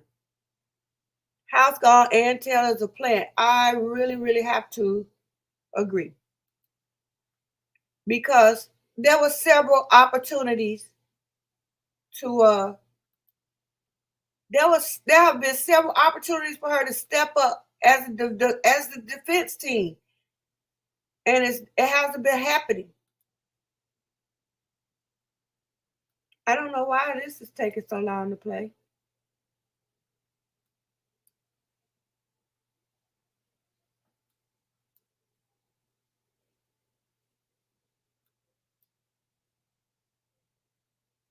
Okay, whatever.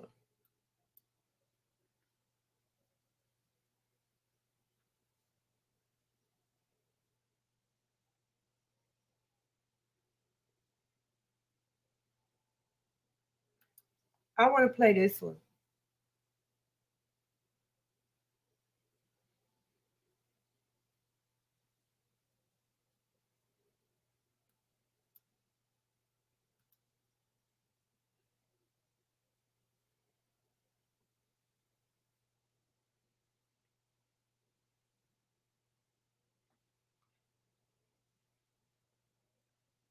All right, let me get in on this one. Andy Ruler, Leslie, wow, yes, is that why Maddie Flush roommate passed or recovered? Oh, okay. Oh, okay. That's really good. That's really good.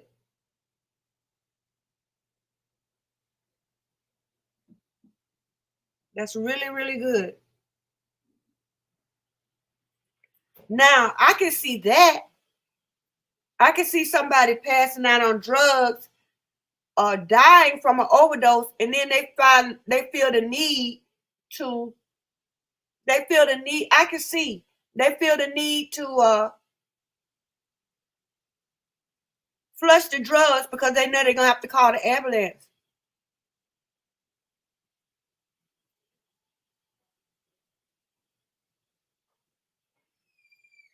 Nobody, there's no record of an ambulance going to the house, is it? I mean, period.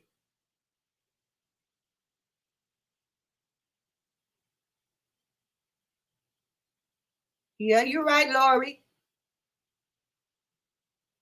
You're right.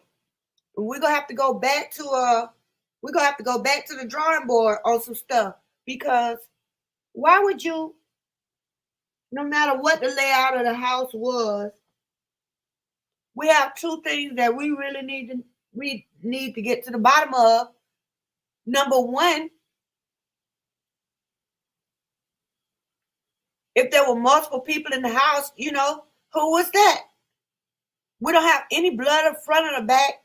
So I think that would be a good reason to look into the house having tunnels. Because before that, I really couldn't see the significance of the tunnels. So thank you for that. Because, I really been pretty much ignoring that. But when you put it together, that makes sense. Because I was always disturbed that there was no blood on the front or the back door after 4 people just lost their lives to a stabbing. How is that possible?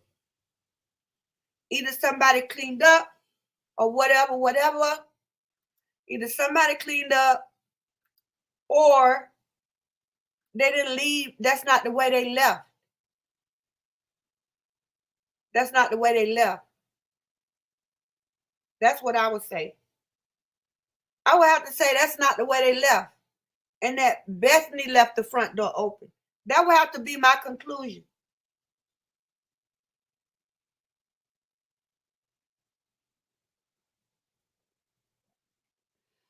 Because even these police right here, they didn't have authority to go to that house. They didn't have the authority to go to that house. I mean, they could do a wellness check if somebody, but there was no call. This man got information from Kaylee, and he didn't ask for information for anybody else in the house. Why? She was just a roommate just like everybody else. Why didn't the police? I'm going to give you another poll. I got a good question for you.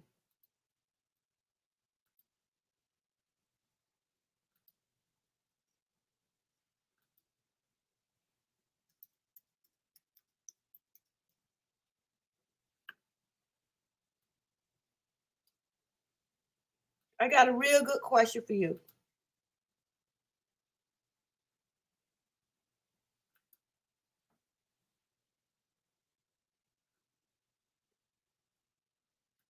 If this man was,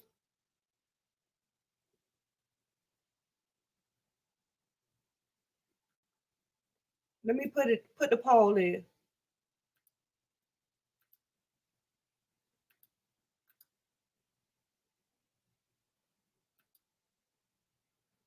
I'm trying to start the poll.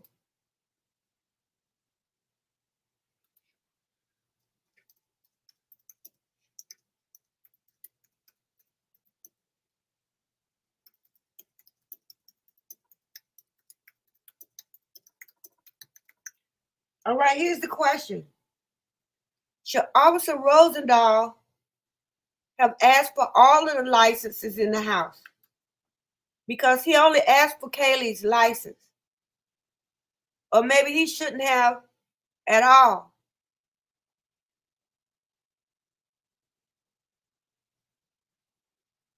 Maybe he shouldn't have. All right. Shout out to Sarah D. Irish.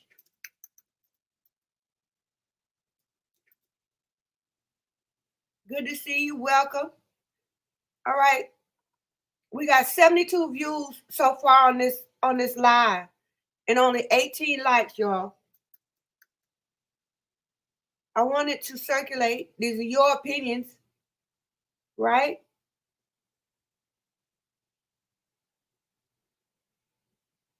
Shout out to Sarah D.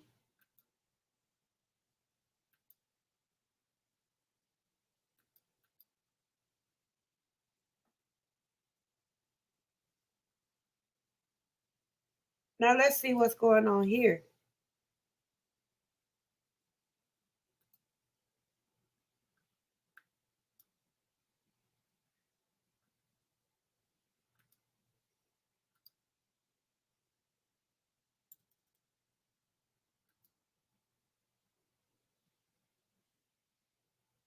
I'm going to wait a second and see how you vote.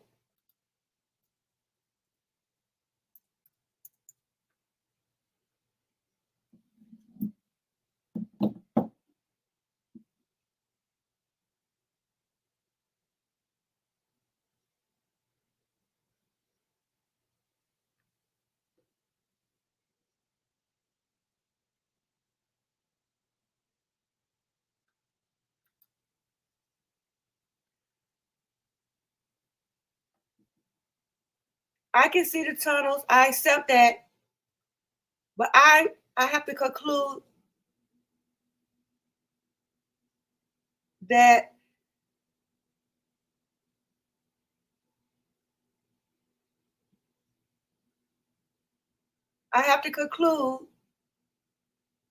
that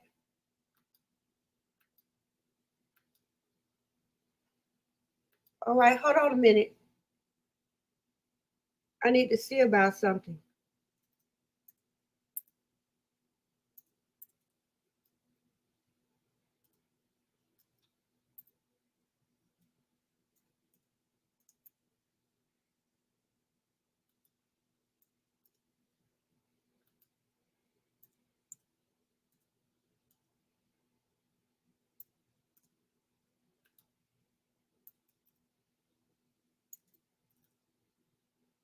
Y'all hang on in there a minute.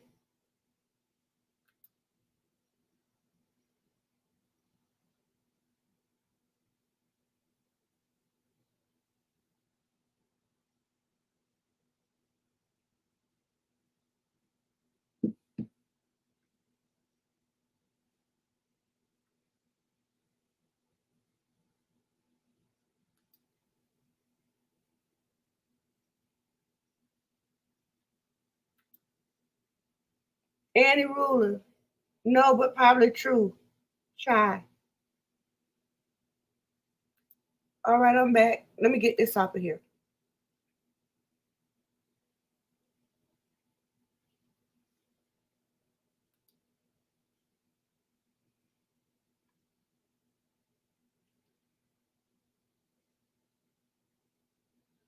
All right. Do y'all think Jack D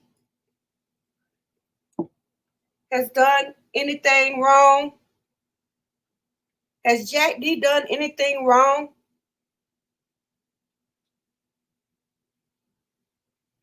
I mean, any of these guys could have done it. Just being honest, any of these guys could have done it. Look at how many suspects there are just in Moscow for them to be over there at WSU looking. I believe Ann Taylor was right when she said Brian was a suspect before November the 13th. I really do.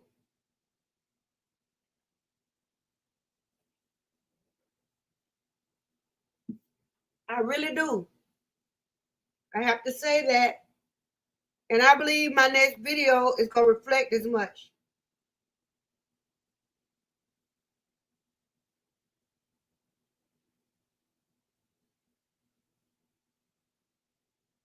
I believe she had something there. But if that's the case, why is she not fighting? Why is she not fighting?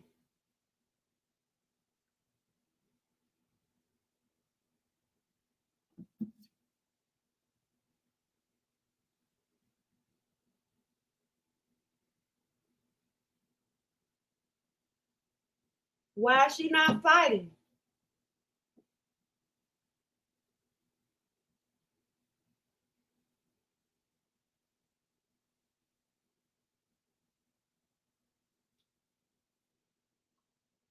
She's not fighting like she got some inside information. Not in my opinion. But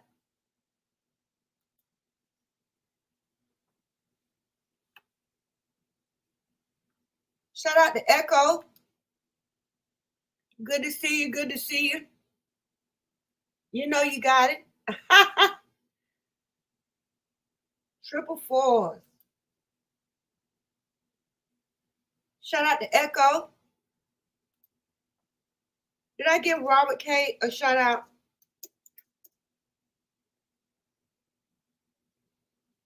I can't remember. So I give you one in Echo.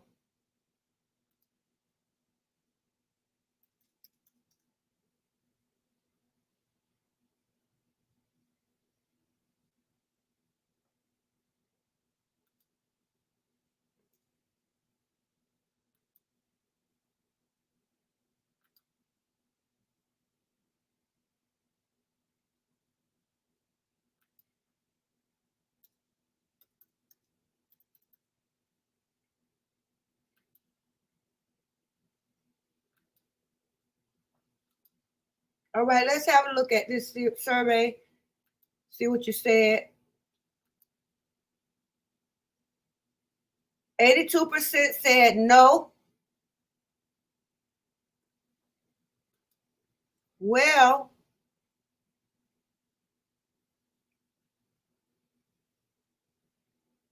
if he took Kaylee's license only, that's just another piece of the puzzle to where Kaylee sticks out from everybody else when you start talking about the evidence. She sticks out because even on this call, she's the only one whose license he took. I find that to be very, very strange. It's like every time we come across something like this, it singles it singles Kaylee out. Don't you think so? Because this is the only he went to the house and the only person license he took was Kaylee's. It's a house full of people.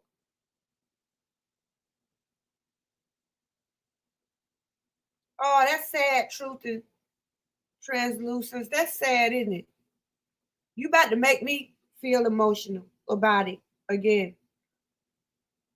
Isn't that something? Wow, we might need to have a moment of silence. Or that really? I thought that Maddie selected the roommates. Is that who moved in first?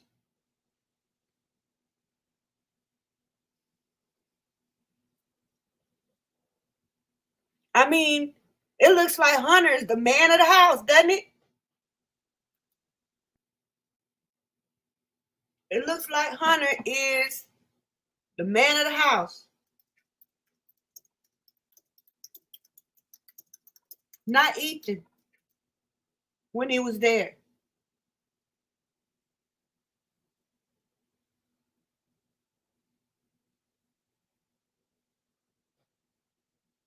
My answer to this poll is no, because he had no business asking for any ID. You're right, Les. You're right about that. You're right about that.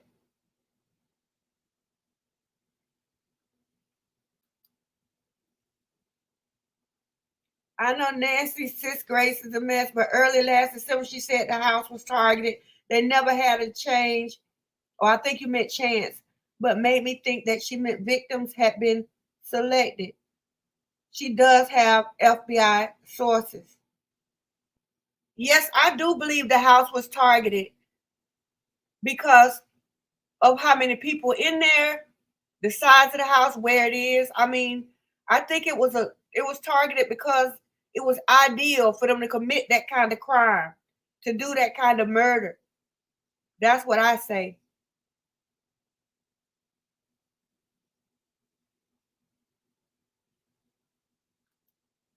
I don't know. That's what I say.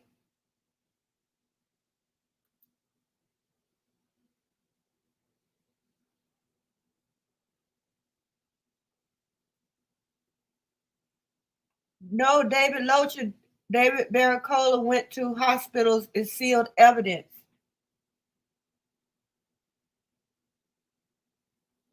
Let me see what else y'all getting from all over the internet. Leslie Tamara, yes, Emily was allegedly injured away from the house and picked up by ambulance somewhere else or somewhere.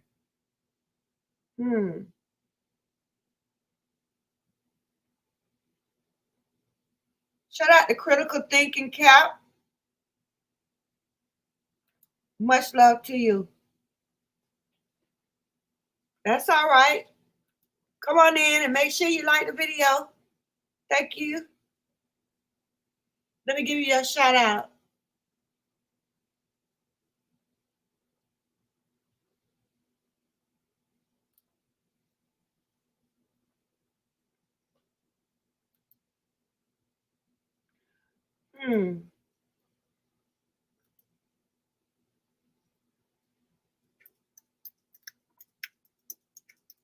I mean, I got some big ideas from y'all just now.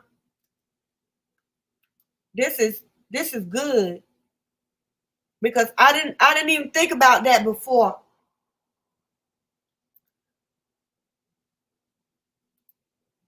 I didn't even think about that. I didn't think about that for the tunnels, and I didn't think about that for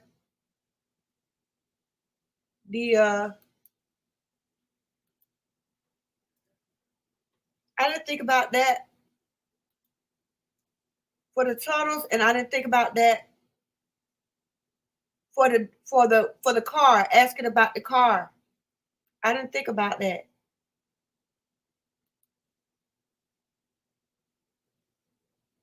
I would like to know what happened to the video of the girl running from the house. I need to see that.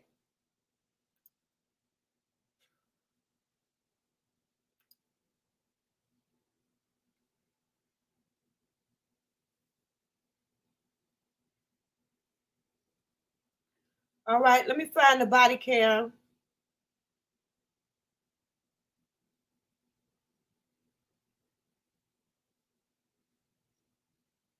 Now, I want to ask y'all something.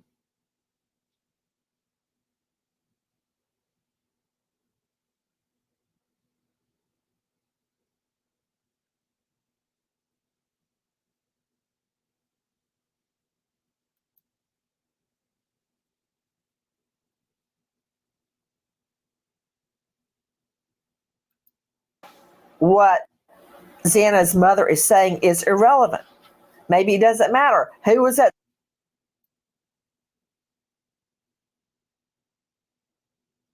twins, John David and Lucy? I didn't know anything, because the worst possible thing that could happen is to lose your child. Okay. I'm sure about that. Jane, you hear the mom, you hear Xana Kernodle's mom talking about things that she would like to have seen done differently in the Back up to Miss Kernodle. on the table. I'm Nancy Grace. This is Crime Stories. Thank you for being with us here at Crime Stories and on Sirius. Members, Okay, here it is. Listen to the, Xana's mother. I would like to see more coming from the kids that attended school there, the people that were at the frat party, the fraternity members. What were they all doing? What was happening at the party before they came home? I really just want, and anybody who was at the grub truck with Kaylee and Maddie, or at the bar with Kaylee and Maddie.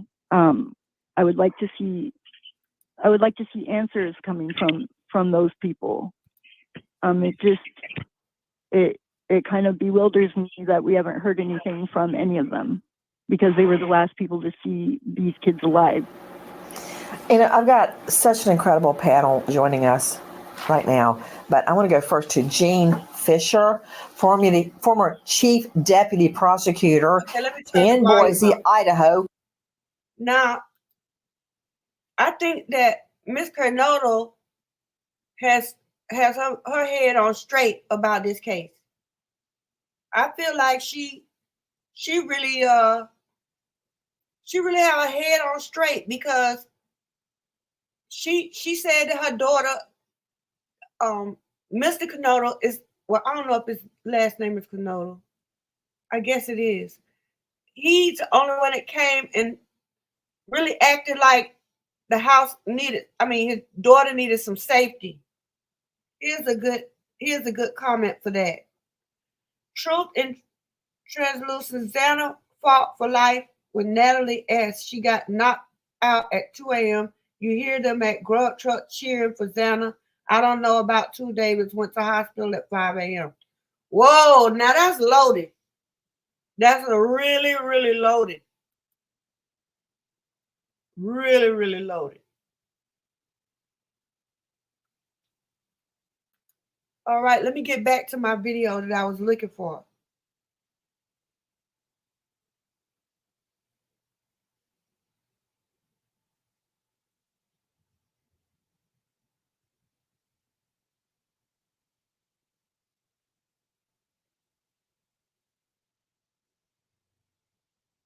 I just believe that Kaylee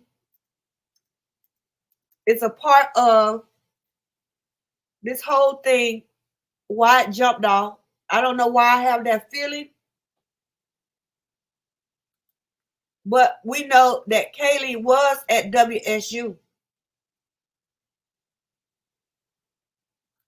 And then the next problem we have is the grub truck.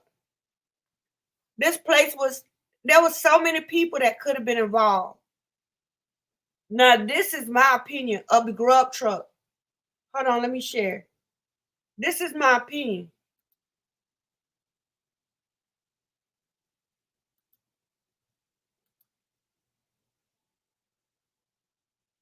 My opinion is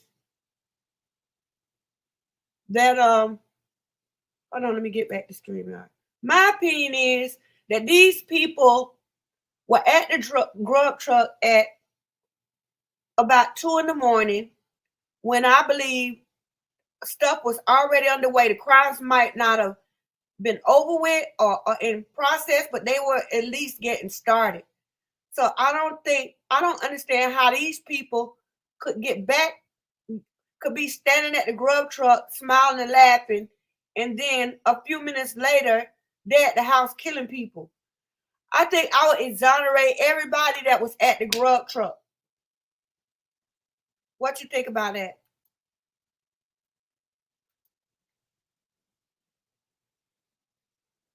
Should we exonerate everybody was at the grub truck beyond 2 a.m.? I mean, let's be honest. How could they be laughing and talking at the grub truck and then turn around and go kill 4 people after 2 a.m.? I can't see that.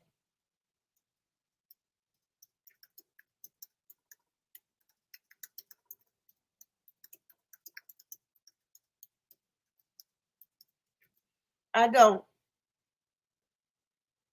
I could be wrong. You're welcome to give your opinion. But I just don't see it.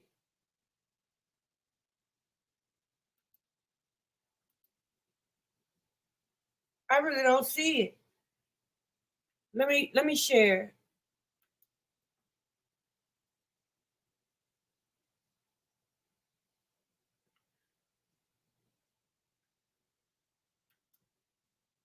Larry Wilhelm. But what about when Ellie talked on the phone with Maddie? Somebody in here said that the reason no, somebody said that Maddie chose the roommates for 1122 King Road. Is that true?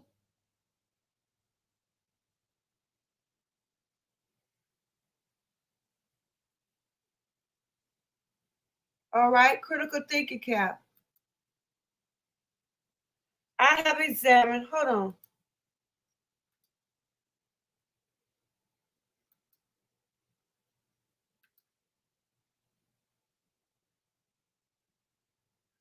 It says, let me pause this.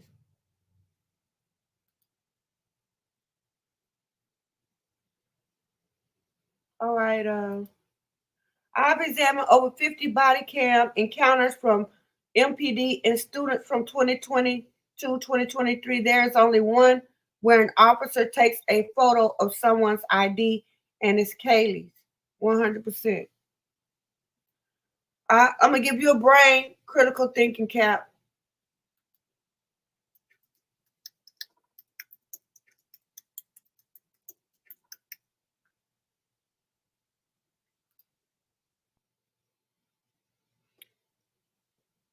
All right, we're going to talk about your answers to the poll. Just give me 1 second.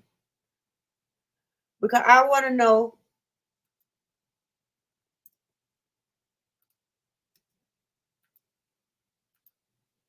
All right, send y'all some love right quick. Now, honestly, it's just not, it's something wrong with that. It's something wrong. It's like every time we go through the evidence for any part of this case, Kaylee is singled out. Her injuries. Every time, you know what? I'm gonna just say that I'm gonna have to put out a video on that. I'm gonna have to put out a video on that because I mean I can see now that this is these people, they are everything keeps coming back to her. Now, how could these people be standing here after 2:00 in the morning and then turn around and go to 1122 King Road and kill somebody when if the crimes happened at 4:00, that's one thing. But they didn't. If the crimes happened between 2 and 3, how can the people at the grub truck? All right, I'm going to show y'all something from the survey.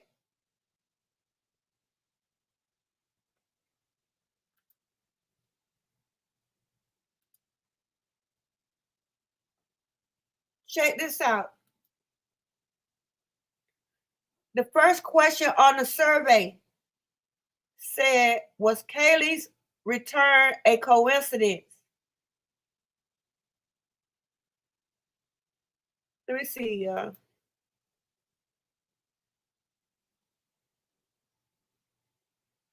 Like 80%, 85% said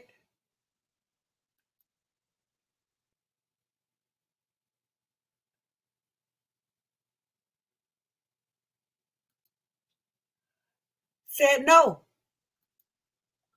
Nobody believes. Let me shout out my international community right quick.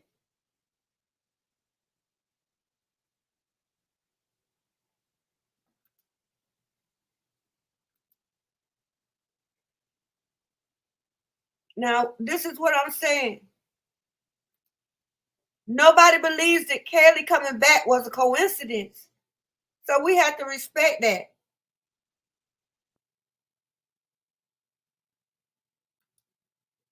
Leslie Vasquez. Kaylee was just the one who came to the door, I think.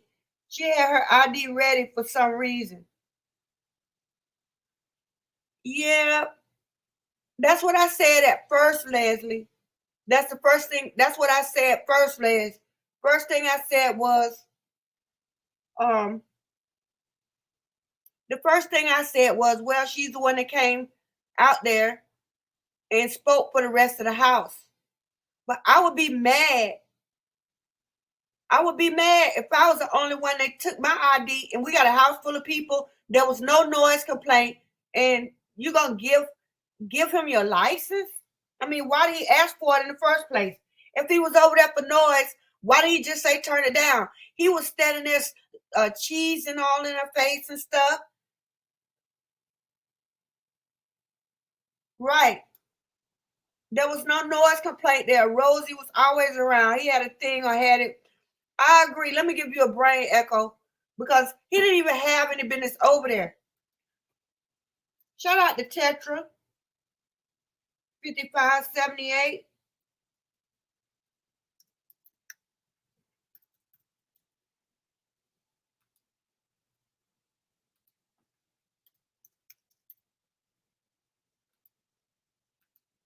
All right, that's your brain echo. And shout out to Tetra.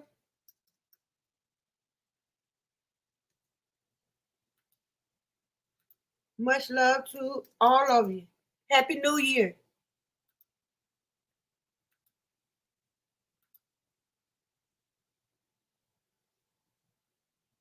Happy New Year.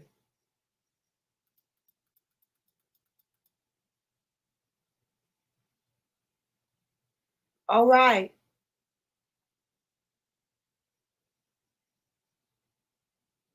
We'll have to talk about the grub truck later. But nobody, only a few people say that Kaylee's return was not an accident, a coincidence.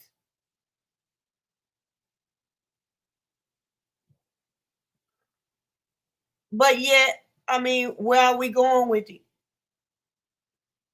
We don't feel like it was an accident, but where are we going with it? I promise I'm gonna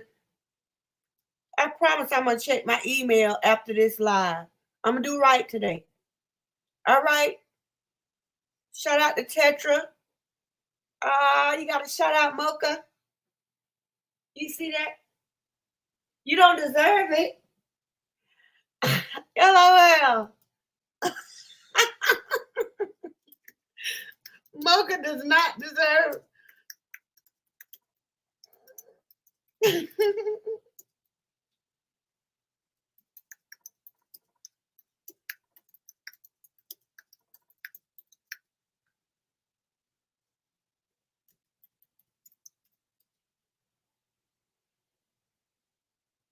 All right, let's see. Brent was supposed to traffic Maddie, but couldn't get. Oh, Tamara, you got some stories for us today.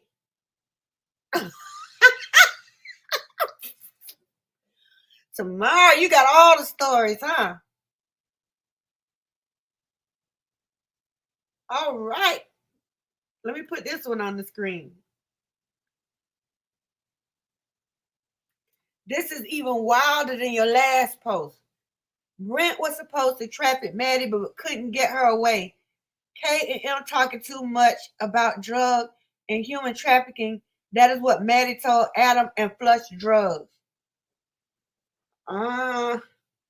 Okay. So Brent is a human trafficker now. This what you saying? We're gonna take a vote on that.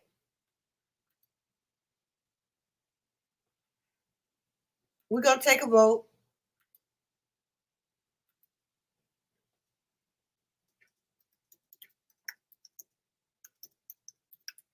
His best friend gonna get you.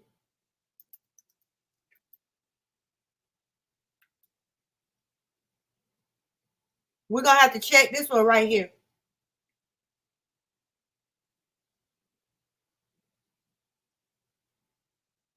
We're gonna have to check behind that.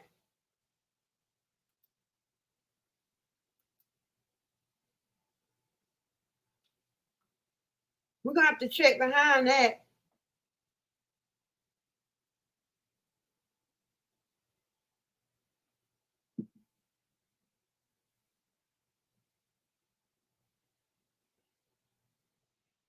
Well, she's welcome to put whatever.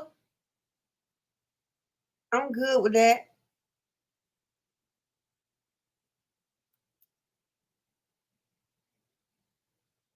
Let's go with Les next. I don't think Maddie was dumb enough to flush drugs, just saying. I said the same thing, Les, but then again, let's look at it this way. If somebody OD'd on drugs, I could see them flushing the drugs before they call the police. Now that makes sense to me. Okay, hold on. Let me turn my teapot back on.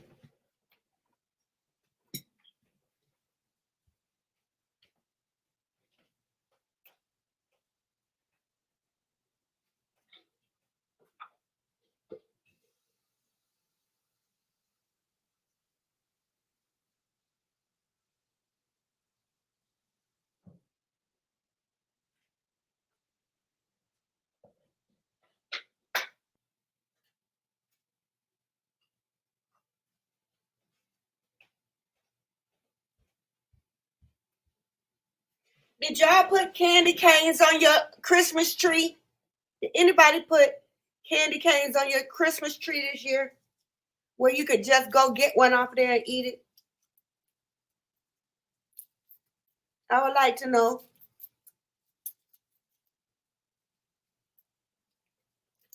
Because I think we overdid the Christmas candy.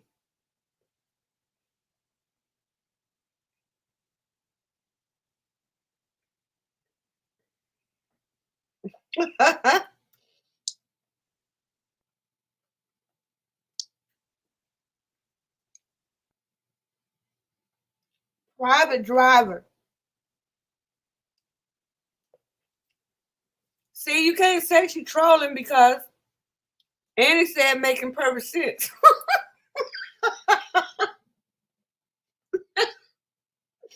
Oh my God. Listen, Tamara, Annie says,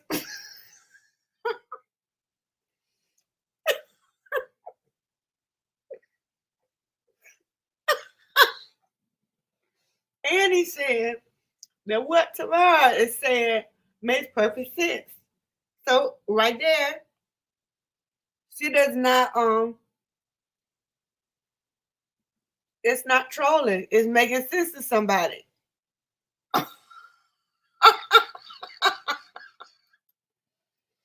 Sarah D. Irish, don't make me shut down. They go another 7 days. Yes, tell him that.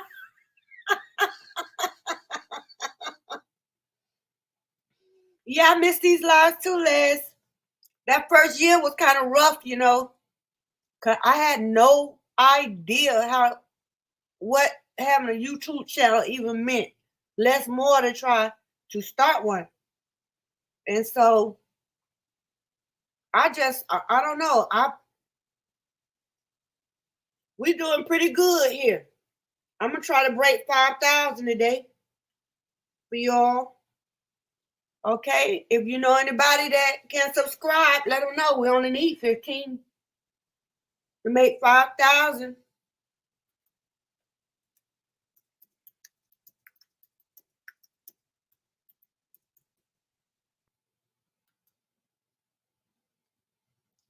Anybody you know that haven't stepped up yet to the hard truth, let them go ahead and do something, subscribe, join something. This protection offered, and let me check this one by Annie. The protection offered in one police syndicate got paid for visits, but these made it clear we will find out who lives here. Yeah, I believe that too. I believe that the police were being paid to patrol the house because it was a drug house. I believe that. Shout out to Annie. Shout out to Annie Ruler.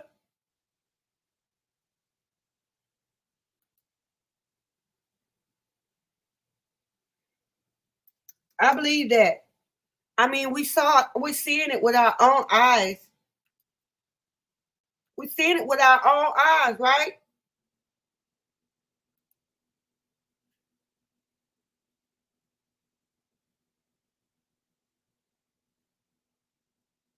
All right, tomorrow. Hard truth, I said informed Brent Kopaka a long time ago. Sophia said in intelligence files he was in drug, human, other ex-military, and they left a trail of unresolved crimes and victims. Hey, send it to me again. I'm going to my email after this live and check all the emails that I got for the past 4 or 5 days. Because I haven't been in there. But I'm telling you, I'm going in there tomorrow. Send it to me again. I might just be able to do a search in my email, but it'll probably take all day to find it by now. So please send it to me again. Okay? Because I mean, somebody sharing their opinion is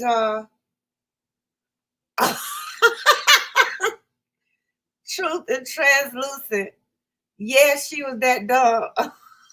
So you believe Maddie would flush the drugs, truth and translucent? You believe it? All right, let's look at a couple more of these answers on this survey.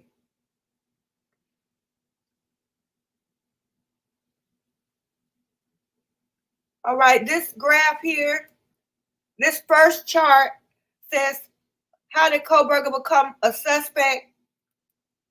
The majority of the sample said WSU police. I'm going to have to make a video on this. WSU police. That's the majority of y'all that voted said. Now, is that shocking or what? Majority of the people that took this survey believe that, just like the PCA said, the police, the WSU police found the car. I'm going to prove that. I'm going to prove that. I'm going to prove how that was a setup.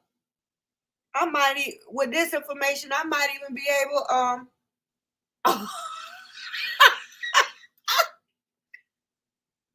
Sarah D. Irish, she works for Dago. Don't trust that B. Wow. Wow. Y'all tripping.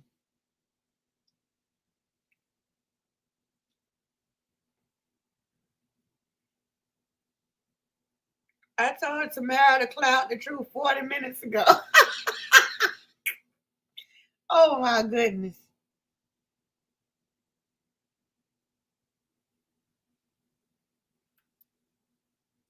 All right. You know you my sidekick, Les. You've been in the trenches with me for a long time. That's what's up. Yeah, that's what's up for real.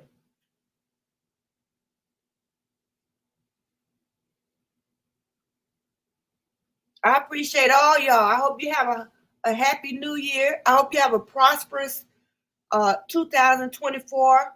I hope it's a year of joy, love, peace, and happiness. Harmony. I really believe, I'm just thinking, God bless all of you. And, I will be in prayer in the members only live. I don't know how, but I'm going to restructure the members only live so people who want prayer will know exactly what time it'll be. And people that don't know not to come during that time if they don't want it. So that's the way we're going to do that. And we're going to do, we're going to restructure how donations are given on this channel. I will let you know all of that in the Members Only Live on Wednesday. But some things are being changed for the better. And I owe you guys a newsletter. I'm trying to get that out today.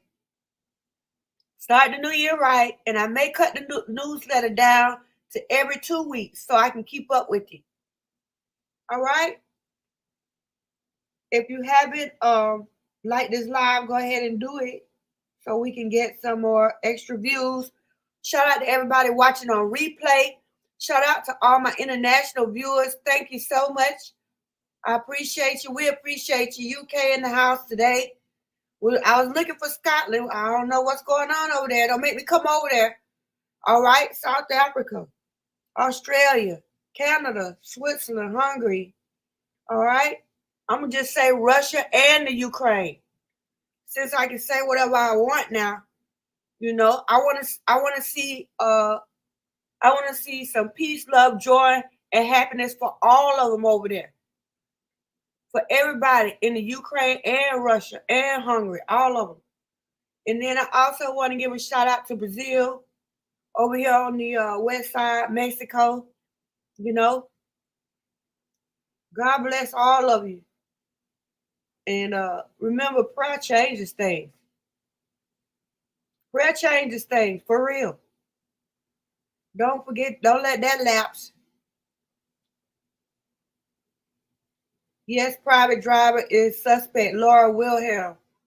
Let me give you a shout out, Lori.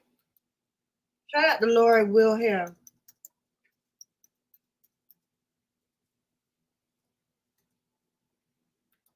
Yeah, you're right about that.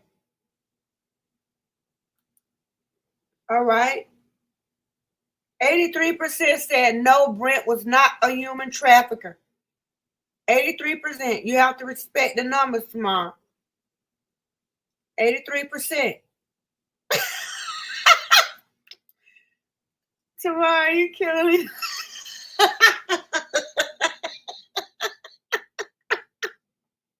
Okay, listen. Everybody's entitled to their opinion. But tomorrow, I'm not laughing at you. I'm laughing at the situation. Because you done threw some wild ones out. I mean, wilder than what I usually hear. I'm just saying. Auto rap.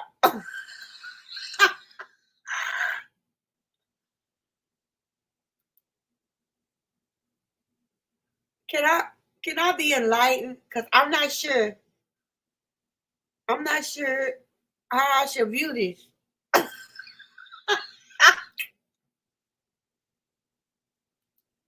That's crazy. That's absolutely insane.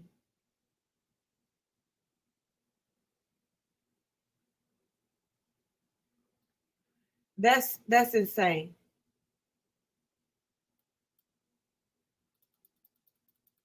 All right, what else do we need to cover? Let me see what y'all are talking about, because auto rap is not in my repertoire for today. Tomorrow, no, that's the wrong guy. Let's see this one. Andy Ruler, no, that's the wrong guy. Let me shout out to Tamara for all of these posts. You putting in work. Shout out to Tamara. Okay. All right, let's see. No, that's the wrong guy. Dago said he's older in Pullman and drives older red SUV. That younger guy is not the one he said. All right.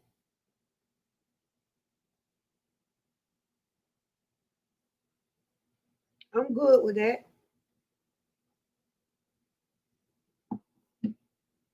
I'm good with that.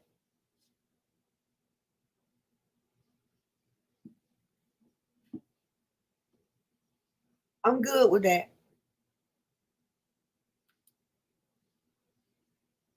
Mike Hawk comment, it shows this big FBI operation in trafficking that will go to top of state into other states and countries. Okay, I got one last poll. I got to ask this question. I got one last poll. I know you're tired of these polls, but I got to find out what's going on. Oh, you shouldn't be tired of the poll. Here's a good one.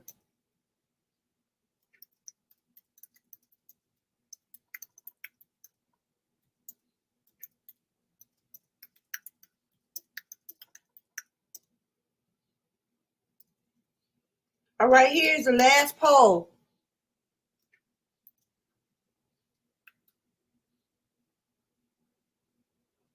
Was Koberger an informant, FBI agent, CIA, any of that?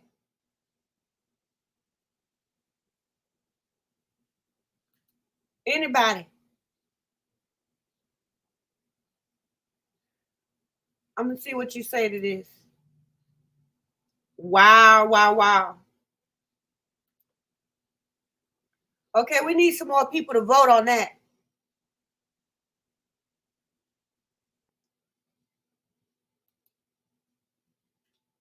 All right.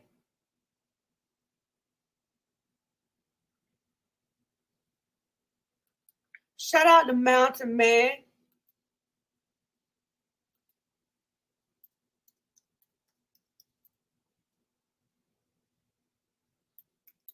Good to see you. Happy New Year, sir.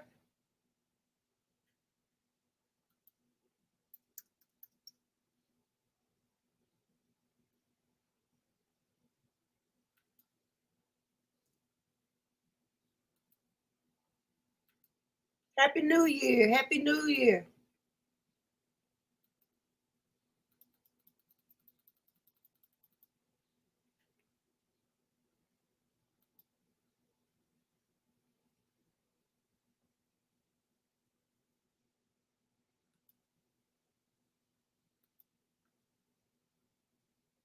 I need some more people to vote on this poll.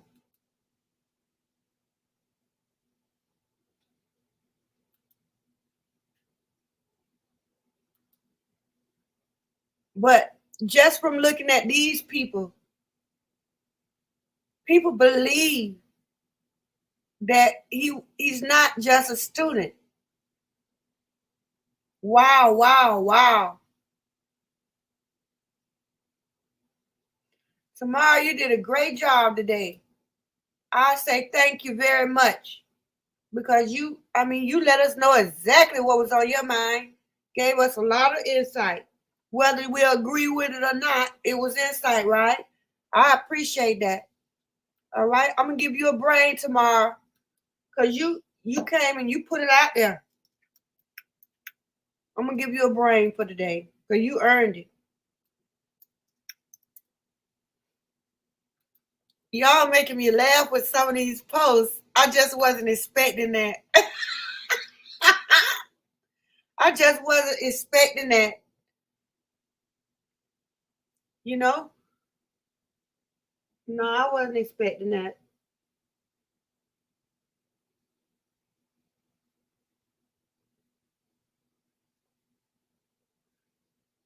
All right, so here's what we're gonna do. Because I'm not sure one way or the other. Let me see what Mountain Man said. Any rule, I thought the driver admitted that he lived close to Brian's building and he is the one that turned Brian into police. He did say those things. He did say those things. Mountain Man. Matter of fact, I'll find it. He did say it.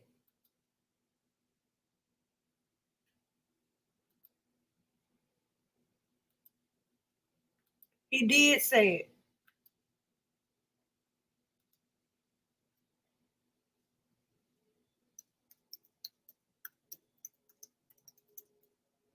Hold on, we'll find it. Hold on just a second. Idaho 4.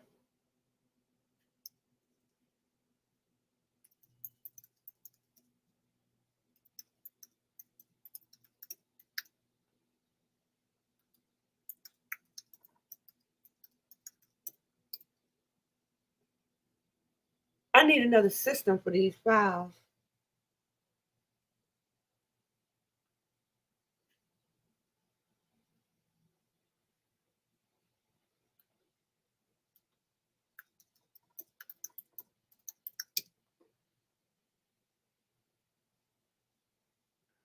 All right, I'm looking for the same. Okay, here it is. Heck yeah, the New York Post. Here it is.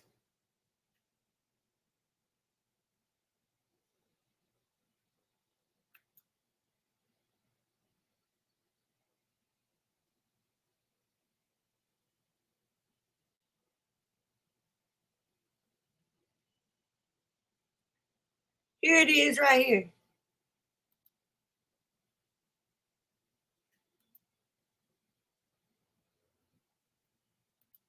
Okay. This is the article. Cabbie, who drove slain Idaho students home, said they were excited to go home and eat pasta. And this was December 23rd or let me look. December 23rd.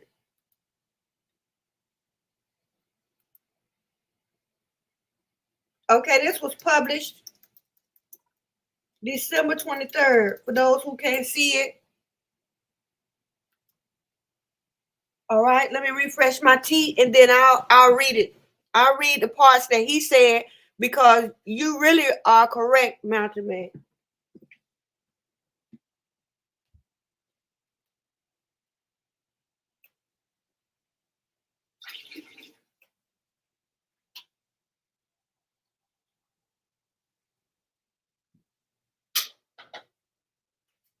All right. I gotta put some lemonade in this.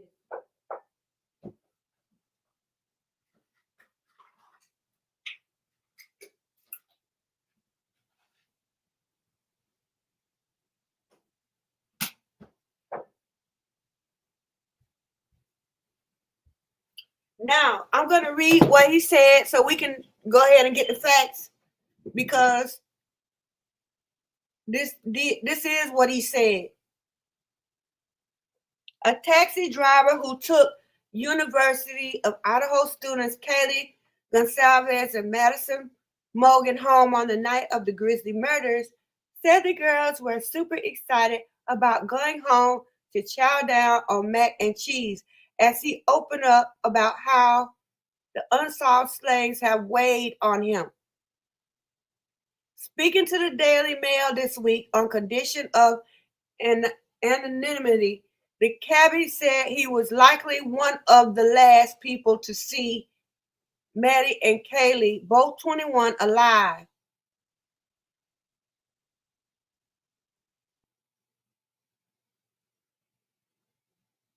Gosh. All right, it's weighed on me, the driver told the news site. I've replayed that night a million times over, trying to think if there was some sign or some detail that something was amiss, but there was nothing.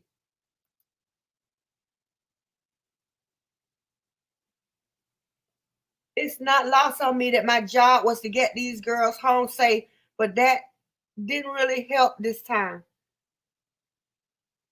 Nearly 6 weeks. I'm looking for, okay.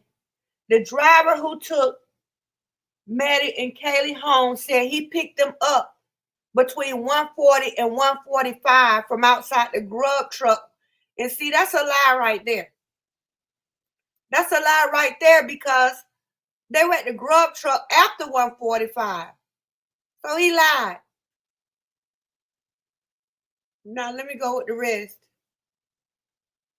They had their food and they were super excited. Okay, in December it was 1:40 to 1:45. But the time step on the video is they were still there at 1:56. It says the cabbie said the two friends sat in the back and chatted. What happened there?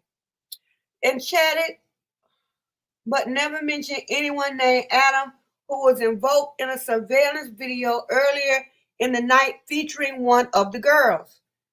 They were normal just like any other night. They weren't upset about anything or talked about anyone. Okay, the driver said they weren't upset about anything. They weren't afraid of anybody.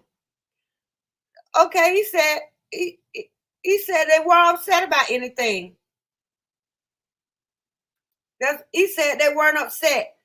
But that's not what we saw when they were coming down Main Street. I don't believe anything this driver said.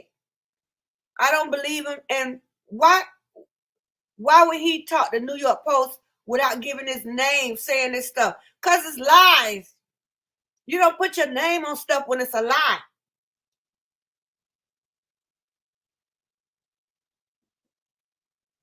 Whenever you see somebody giving this type of information, but they don't want to show their face, or they don't want to tell the truth, it's a lie in there somewhere. Because if he took them home and he has this information to share, which he sold to several outlets, then hey, it's a lie. I don't believe anything he says beyond how close BK lived to him. I think he was recruited to be the one that drove him home. That's what I believe. I believe he was recruited. That's just ridiculous. They didn't mention anything about the entire night, just excited for food. Right. And they weren't excited about no food. They had been drinking. Maddie was so drunk. How could she show excitement about some food? That's a lie. He's a liar as far as I'm concerned. And this is just my opinion, so I won't get sued for telling the truth. His version just made it to fit the scenario. Let me give you a brain, Tetra. Yeah, because you're using yours. I don't believe a word this man says. Not one. I don't believe a word. I'm sorry. I just don't. And won't.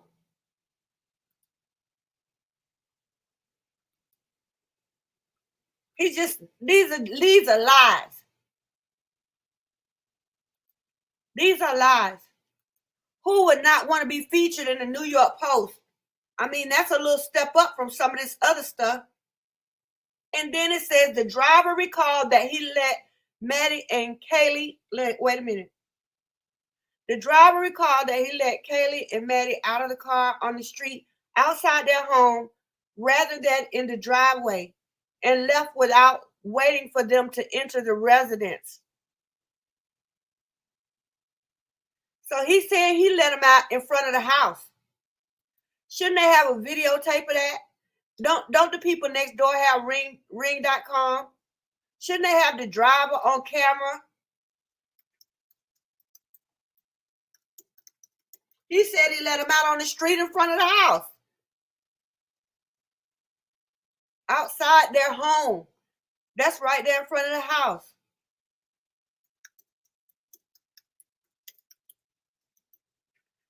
Shouldn't the driver be on ring cam?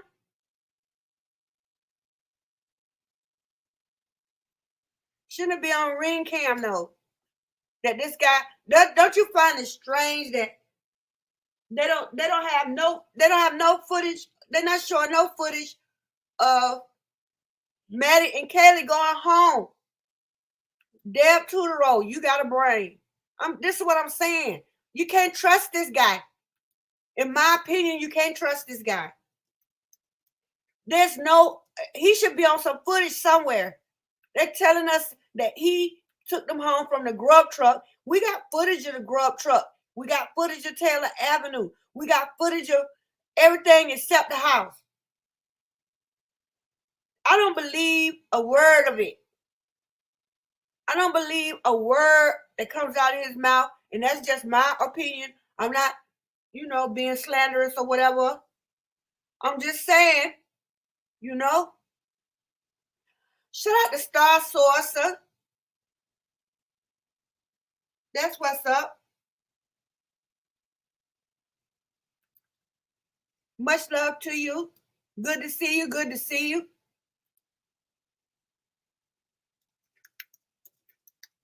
Did I give Deb the brain? All right, Star Sourcer, you got it. You got it all.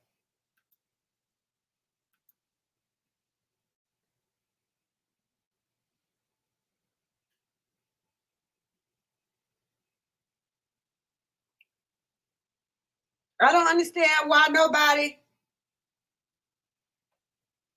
I don't understand why.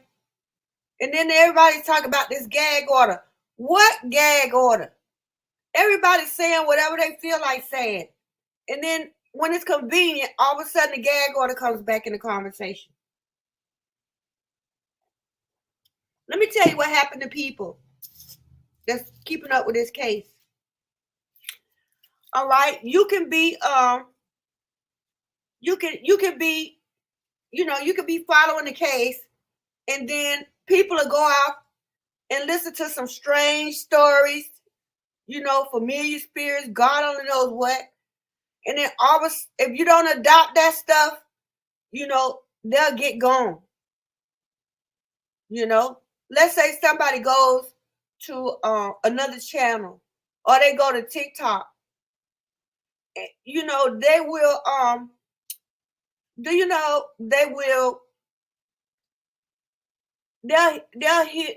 they'll go to another channel, and the channel will tell them that Bryan Kohberger landed in Moscow in a spaceship. Okay? They'll say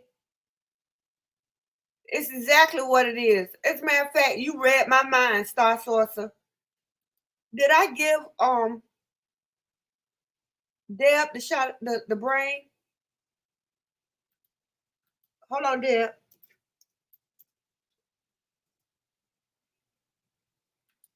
I was supposed to give the brain to Deb Tudor. I got it.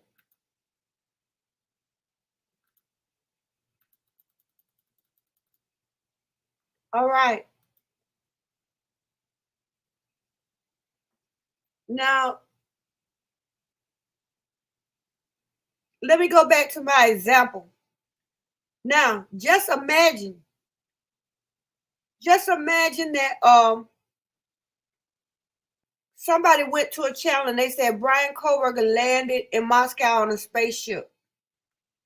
All right. And then they'll come back to Hard Truth and tell me Bryan Kohberger landed on a spaceship. I'm telling you, they just got it from this other channel. And when I tell them, well, that sounds ridiculous to me, then they'll leave. They'll unsubscribe. That's how the game goes. They'll go on another channel, and if you don't agree with whatever they bring back from the other channels, then you're not going with the flow, you're not going with the program. Pop. But that's fine, because for people to be free to have their own opinion is very important. And so a lot of this stuff, I just don't believe it. I don't mind putting it out there if that's your theory and you're going to put your name on it. You see, this man is not even putting his name on it in the article on December the 23rd or the 21st, whenever it was. You don't see his face. You don't see a video. You don't see him putting his name on it, because it's a crock of what? It's a crock. Which one is true, Tetra? Which one is true? I hear you, but which one is true, though?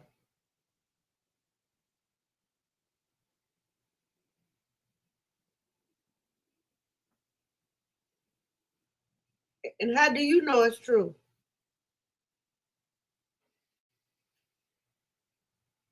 How do you know it's true?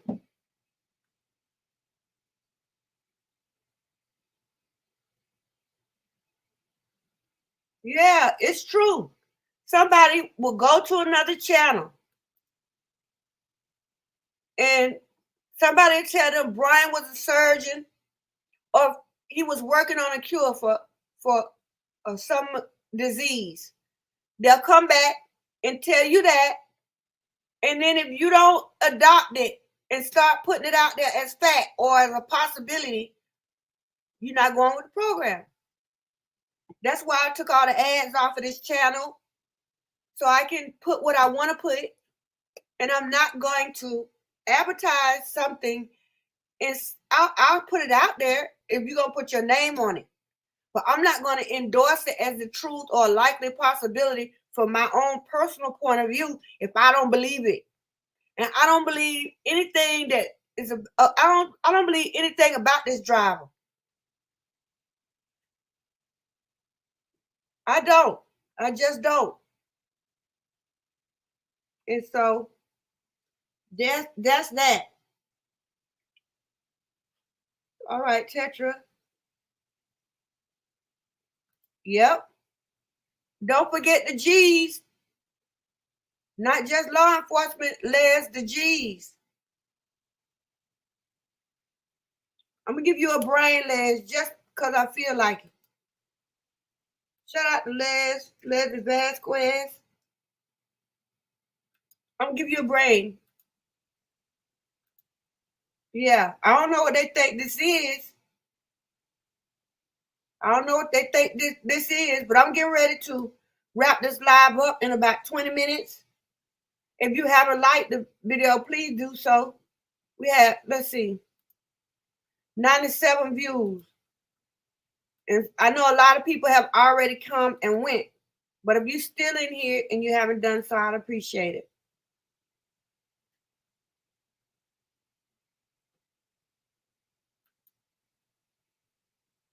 All right, we don't have many responsible channels left. Miss Joy also always delivers good info and will even say, what do you think?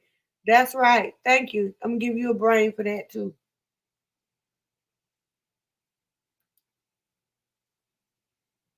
Or I give you a shout out. I think I just gave you a brain. I'm just saying, they'll come back and say some of the craziest stuff. Let me explain something to y'all before we close out. Let me explain something to you. The dangers of lies. Because some people think it's no big deal to sit up and believe a bunch of lies. Listen to me real close. Cause I'm getting ready to give you the game, give you some wisdom. It's up to you what you do with it. Now, when you spend time, you sowing a seed. All right? Whatever you do, whatever action you take, you sowing a seed. So let's say I spend 5 hours in one day watching tabloids. I'm going to put that in the chat. That's my example.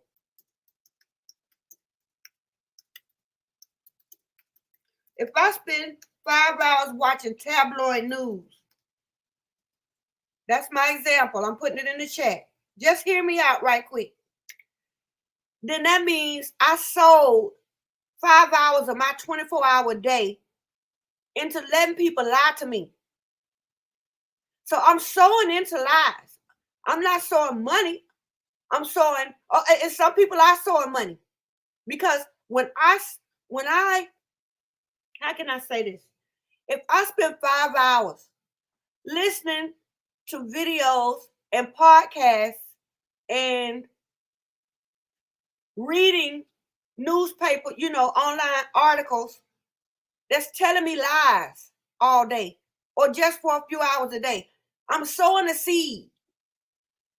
And if I give money to those places, I'm sowing time and money into lies. Let me put that in the chat for the people in the back.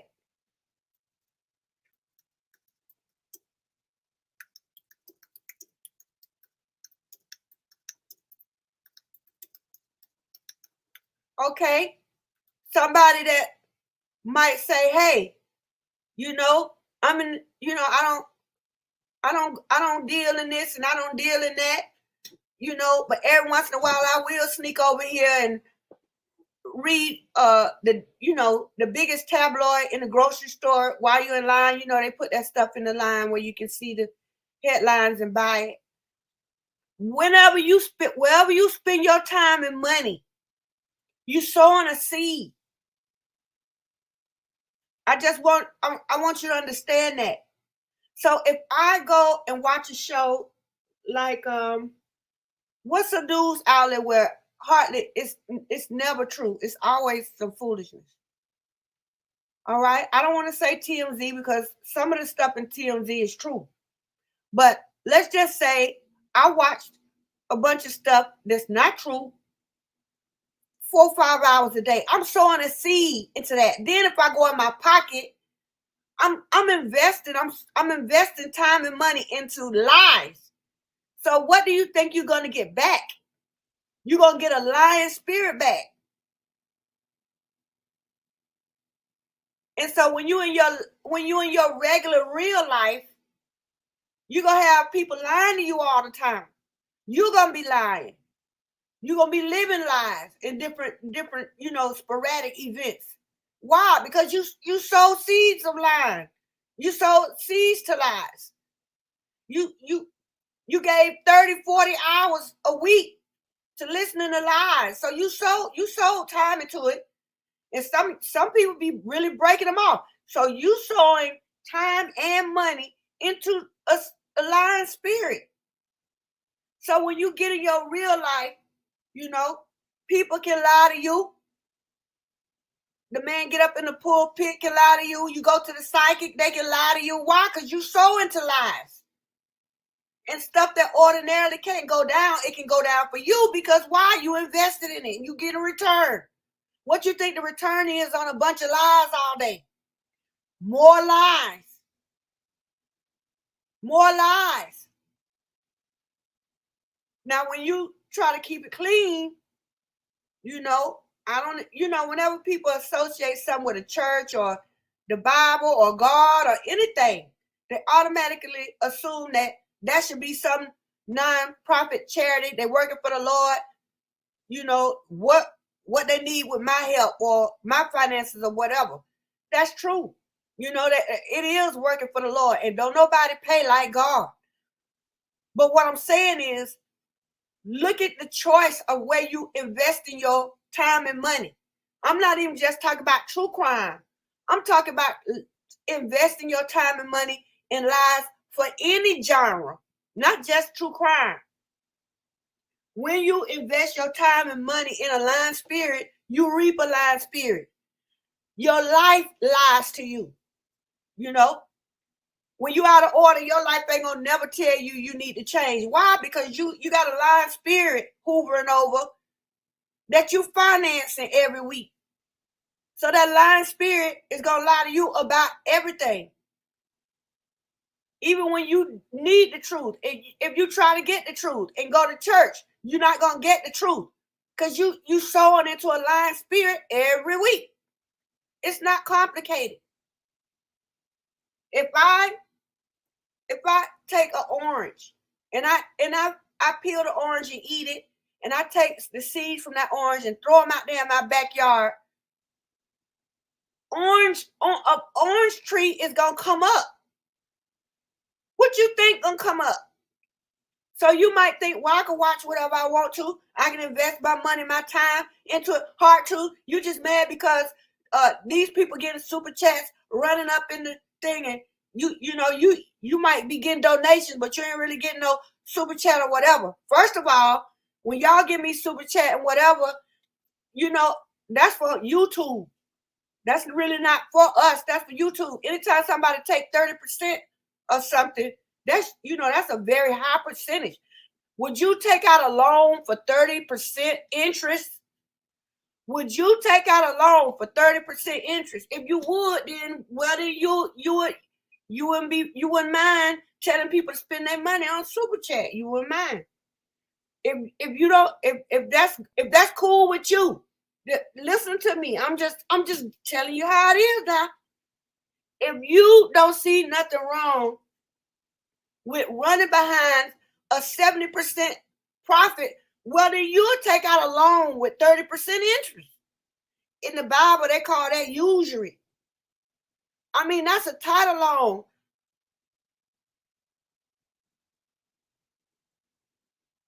So why on earth, would anybody be concerned with whether that's flowing or not? Okay, now the donations, that's something different. Because that's, when people give me money, PayPal and Cash App, that's going straight to me. And it's my responsibility to reinvest back into the channel. But if you're willing to let somebody give you, invest thousands of dollars into something where you only going to get 70%, then you'll take out a title loan and they'll tell you the interest rate is 35%. You'll still sign it. It's the same thing. So don't get it twisted. Don't get it twisted. If you sow into lies all day long or all week long, even if you don't give them a dime, just your time, you are going to reap lies. Whoever you married to or whoever you dating, they're gonna lie to you. Your kids gonna lie to you. Everybody gonna lie to you. Why? Because you sow into lies. And so you have to be mindful in this new year about how you spend your money, where you spend your money, and how you spend your time and where you spend your time. Because where you spend your money and your time is not clean, what you reap is not gonna be clean. You're gonna reap dirty people. You're gonna reap dirty bosses on the job. You're gonna reap this how all these dirty things are coming up, because you sowing into dirt. Seeds go in the dirt. I mean, I guess you could put it in a jar with some water. I've seen that in China. They grow weird things over there. But on the average, when you think of planting a seed, you think of what? Dirt. So let me put this in here for you. This your word for the new year. From the hard truth. I'm giving it to you. All right? I'm giving it to you straight and let you know where I'm coming from, how I think. Okay? Because I just don't see 30% interest as a deal. When you sow your time and money into lies, and you know some of this stuff is lies out here. You know it's a lie from the headline. You just want to see how they're going to spin it because it sounds so ridiculous. Right? I mean, let's tell the truth now. Okay, Mountain Man, I didn't get a chance to read your comment, but shout out to Alice there. Okay, I don't want to have to come over there in Scotland and do something to you. I didn't want to have to come looking for you. Shout out to Alice there. Happy New Year, man. Happy New Year. All right, I'm just breaking this down, letting you know. I'm not speaking on all churches like that, Mountain Man. A lot of them, yes. And I'm going to tell you about that since he went there. Okay, Mountain Man started this, so blame him if you don't like what I got to say. You can be in bondage if you sowing time and money into a church that's not clean. If everybody in there money grabbing and everybody dating each other under the table and stuff, no real word is coming to you, then hey, if it's like that, then you're gonna reap whatever's going on in that church. If you're sowing your time and money into a church, they're not really, it's not really moving along like it should. The word is no growth. It's no real powerful word going forth. It's just a business. You're going to reap that. You can't just go to any church you want to. If you decide to go in the church house, you can't go to anyone. And I'm going to tell you about these little tiny churches in these neighborhoods. You'll do better to give your time and money to a mega church, because at least they grew from nothing to a mega church. There's got to be some evolution there. There's got to be some evolution there. If there's no evolution, let me put it to you this way. If there's no evolution to the little church around the corner from your house, or down the street. It ain't gonna be too far away. You don't have to drive too far to see a church in any city. It's gonna be one. All right. If that little small church has been there in your neighborhood for 25 years and there's no evolution, matter of fact, it still looks exactly like it did when you started, when you grew up there. Well, you sowing in the stagnation. Let me put that in the chat for those who missed it in the back.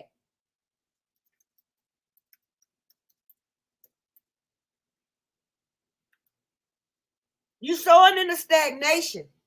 Man, I've been on this job for 15 years. I can't get a raise. Why? Because you sowing in the stagnation every week. Understand me? And it's the same thing. When you watch TV, on your phone or wherever, and you donate and you spend money on these things, go back and look at how much you spent in 2023 in places that wasn't clean, places that weren't evolving, or places that just downright dirty. Go back and look. Because I have the data for all the super chats from 2023 for my channel. And I can tell you that some of these people, and watch hours. You can go look at your watch hours. And if you've been watching shows that's telling you lies and giving money to those shows, expect lies in 2024.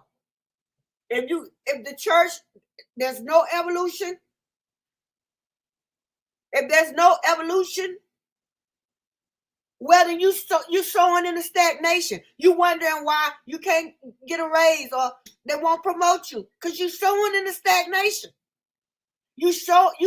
I don't care if it is a church. If it looks exactly like it did when your grandma went there, you sowing in the stagnation because the Holy Spirit is hot. It's alive. It's moving.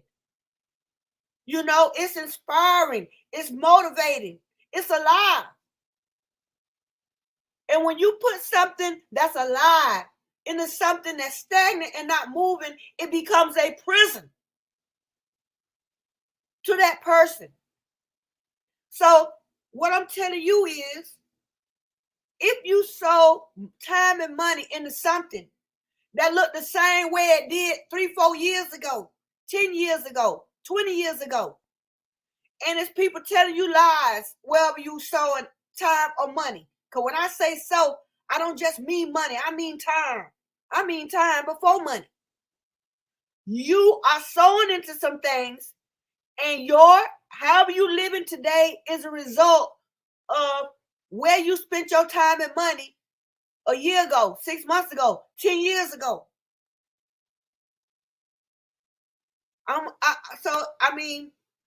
If your marriage is giving you HELL, I'm talking about Hades. I'm not talking about the curse word. I'm talking about, hell as far as, the devil.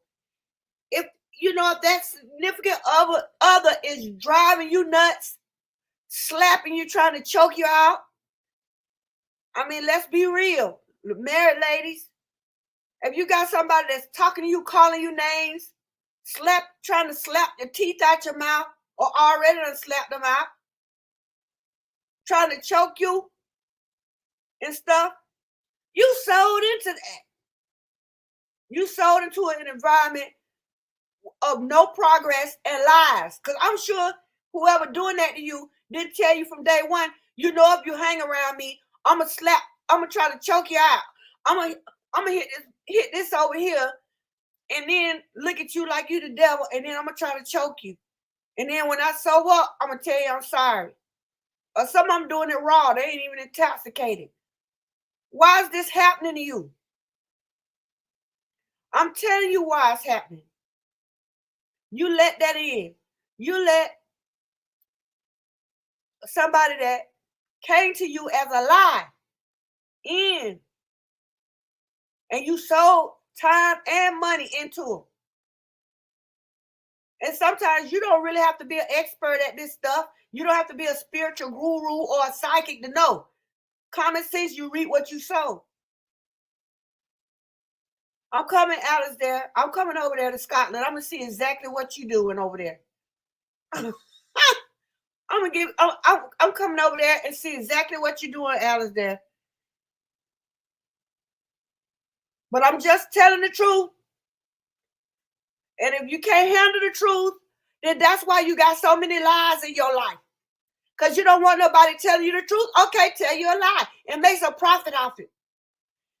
Whenever you can't handle, you reject the truth. Well, you rejecting God. He said, I am the way, the truth, and the light. So if you don't want to hear the truth, you don't want to hear God either. Maybe you don't believe in God. Maybe you fronting because it's politically correct to say the Lord this and God that, and Jesus Christ died for our sins. All that sounds good. But do you really believe in God? Because he say he's the truth. And if you don't believe the truth or you don't want nothing to do with the truth, or if you got 24 hours in a day and you spend 18 of them on the side of lies, well, you made your choice. Actions speak louder than words. If you spend a bunch of time listening to lies, that's what you want. But I'm going to tell you something. Being in the wrong place at the wrong time can cost you a lot of money. How you think Kaylee ended up in the ground? How you think any of them, our 4 ended up in the ground at the wrong place at the wrong time? They're not the first ones to live in that house. But we haven't been hearing about quadruple or triple murder before they got there. So evidently this was the time for that to happen. And then let's talk about sowing seeds of violence for these 4 families. Somebody sowed some seeds of violence for violence to come back. Not necessarily in this generation, but somebody sowed seeds of violence across those 4 families. It only took one. Oh, I think this is too much for y'all today. I ain't gonna ruin your New Year's. I ain't tripping. I ain't gonna trip on you like that. All right, I ain't tripping on nobody. I ain't tripping. I ain't gonna trip on you. I'm just laying the science down so you can understand, so you won't be ignorant. The Bible says, be not ignorant. And when you sit and let somebody tell you a bunch of lies, because the sensationalism, if you have an addictive personality, sensationalism is just one of the things you're going to indulge in. I mean, if we can really talk about it. Sensationalism is going to be what you really want to talk about and what you really want to deal with all the time. You ever been around somebody and all they want to talk about is the fantastic stories they heard, the less sense they make, the more excited they look, and the more they want to tell you.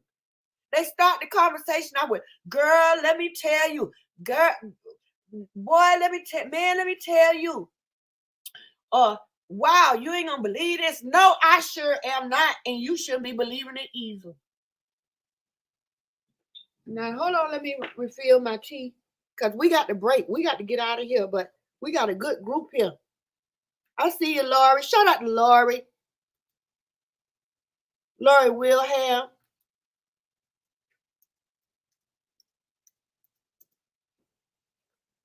The truth will set you free. If you might have an all right life, but it's 1 or 2 areas that's a thorn in your side. It's just, if these areas, you don't like them, and you really, really want to get rid of that part of your, you really want to get rid of that. All right? We're not going to bash Pentecostal church, because guess what? First of all, I'm Pentecostal. In some places, people, it's going to be noisy now. All right? The Bible says let everything that have breath praise the Lord. So it's supposed to be noisy. He says he want to hear the drums. He want to hear the timbrel. He want to hear a voice. He said, lift up your voices. I mean, that's what the Lord told us to do. So you're supposed to hear noise. Because when you hear noise in the Pentecostal church, it's praise and worship. Right?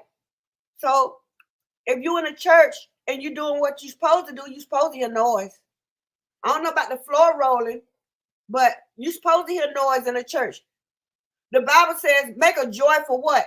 Noise unto the Lord. So I figure they just doing what the Bible's telling them to do. I'm talking about the King James. All right.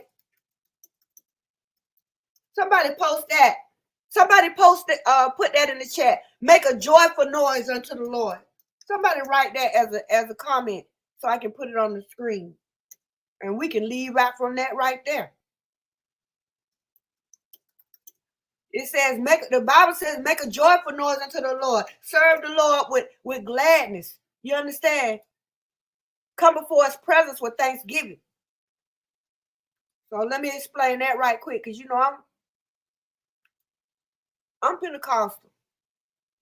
I make a lot of noise. You see how loud I am in here in this live?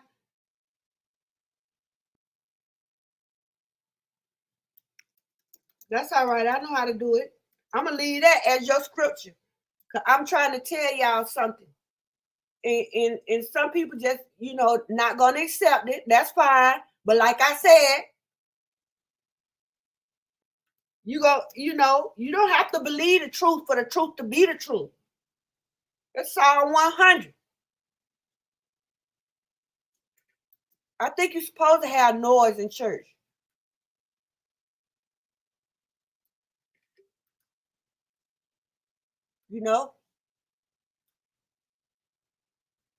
And so it's not even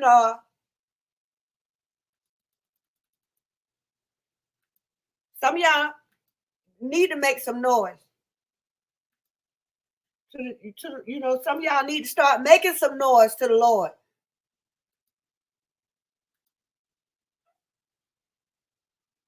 Because sitting there with your mouth shut is not going to help you. All right?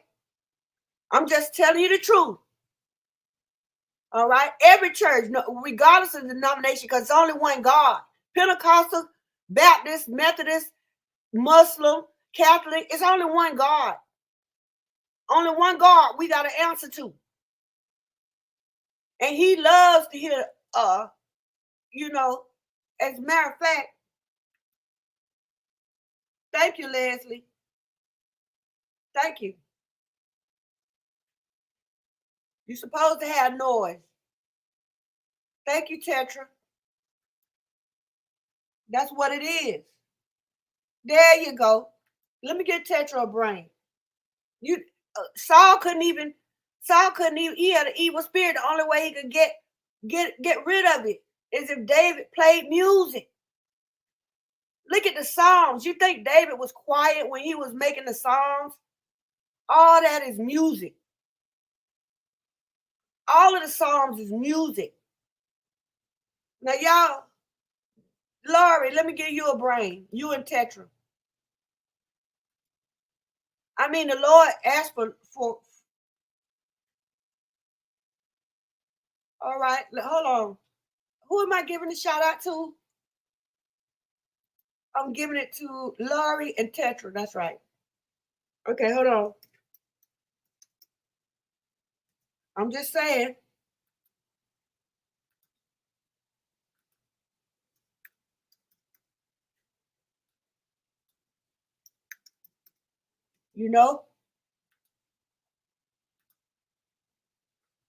All right, Alistair had something on here.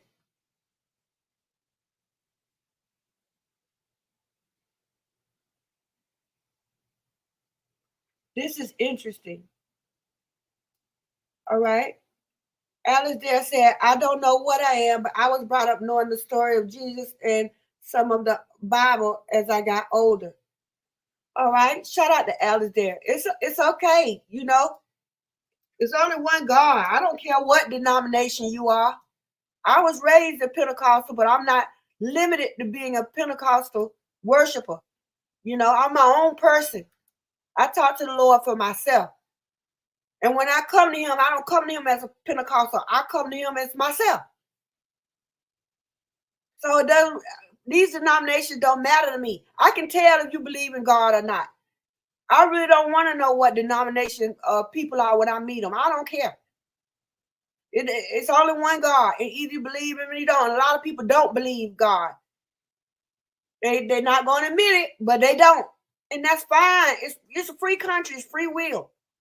Some of the people that don't believe in God now, they will later. They do later on, and some of the people that was raised up in the church and believing in God will never believe in it. So catch-22.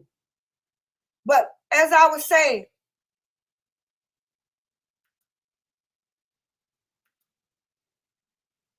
exactly, there's only one God. So my kids went to mass. Who said that? Mountain Man about the priest. Yeah, Catholic private school. You go to mass at university.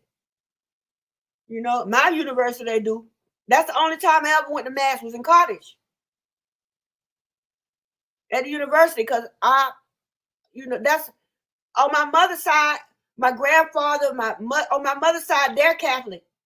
My father's side is Pentecostal. The reason I don't call myself a Catholic and a Pentecostal is because I spent all my time on the Pentecostal side. My mother was buried in the Catholic church.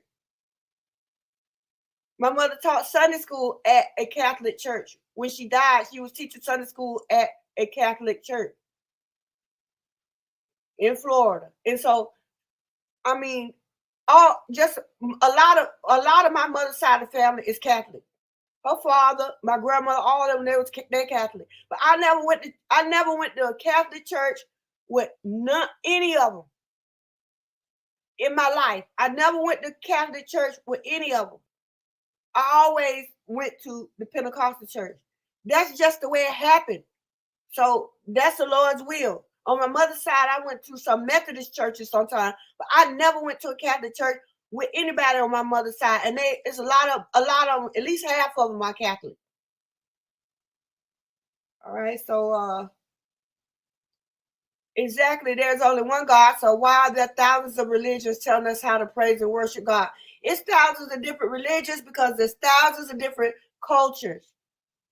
Okay, just like all these different cultures cook food differently, we can expect that all these different cultures will worship God differently. I think that's just logical. That's just my opinion on Mountain Man. I'm not speaking as any type of person with authority on it, but I'm just saying, that's my. I don't expect somebody from a foreign land to have exact same way that they approach God and faith and stuff and death and stuff. People bury people in different ways, depending on where you're from. This is a whole big old wide world.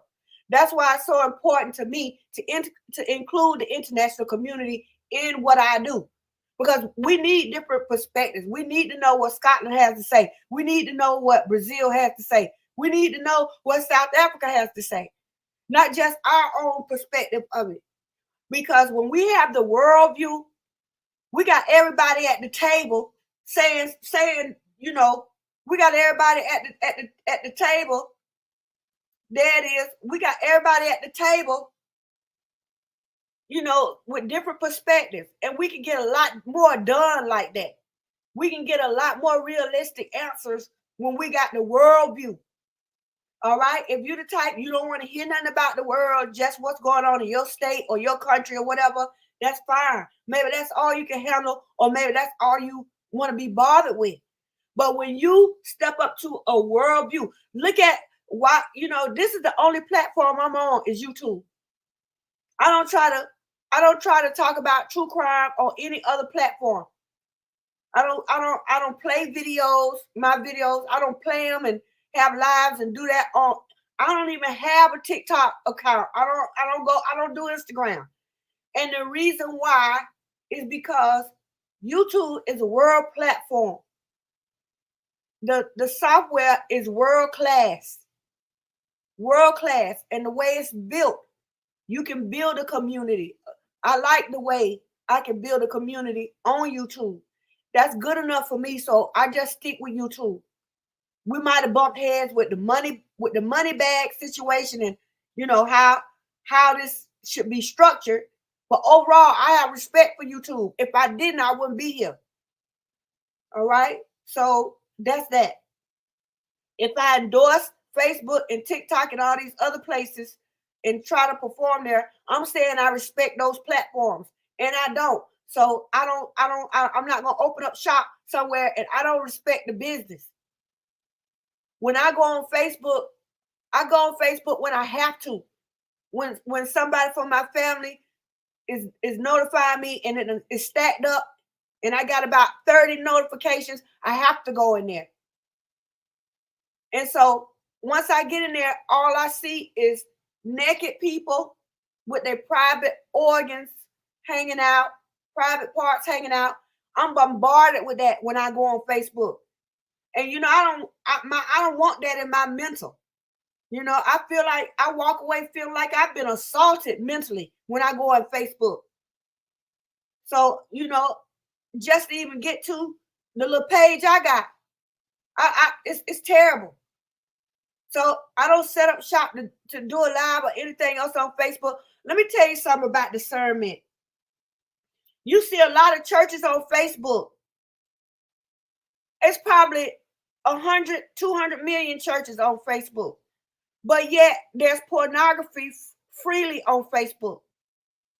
So really, none of the churches have any business on Facebook because of the content that Facebook allows you to post. I shouldn't be able to see, pornography and the church in the same place. Now you say, well, YouTube is raunchy too or whatever. Yeah, but there's some degree of integrity left on YouTube. But if I turn on YouTube and I see a bunch of naked bodies and people trying to sell me some weight loss pills just for me to log in and come to work every day, I wouldn't do it. Life is too short. But anyway, I thank you all. And I'm going to go ahead and shut this down. Okay? And I'm going to have it public for a little while, and then I'm going to lock it up and make it members only. So if you have anybody that, any of y'all watching, anybody want to watch it that's not a member, you need to become a member. Because I think I'm going to raise the membership price. If you really, this talk is getting ready to get heavy, and that'll weed out the lies, basically, and the foolishness. I'm going to raise the membership prices probably in another week or two. But we'll talk about that in the membership live. I want to say thank you to everybody for coming to this impromptu live. I didn't even know I was going to do it. I'm pretty sure that y'all have other things to do today, but thank you so much for thinking it not robbery to spend this time with me today. I enjoyed you. I'm glad that the first thing I did in the new year was to hang out with you guys. All right, I can't go wrong with that, And so hang tight. Not only hang tight, but look for the 5,000 subscriber milestone here in a minute. Right? So I'm going to say God bless. If you haven't liked the live yet, go ahead and do that. If you want to donate, you know where my Cash App and my PayPal are. They on the community page. If you use PayPal, just keep trying the links till you find one. I'm working on a QR code for that. But I got plenty of posts on the community page where you can find. If you want to find my Cash App and my PayPal, you can find it. All right, it's never gonna be in the videos. And most people are used to going in there and getting it. And if you have never once you cash out me one time, you shouldn't have to look for it, right? That part. All right, so let's go. I love you. God bless you. Be safe this year. And remember what I said. Be careful where you invest your time and money, because in 2026, if you live that long, it's coming. By 2026, it's coming right back to you, whether you want it to or not. And so some of these things you've been struggling with, if you want to stop struggling with them, stop investing your time and money in the stuff that's bringing that exact same stuff into your life. All right, stop that. God bless you. Peace out.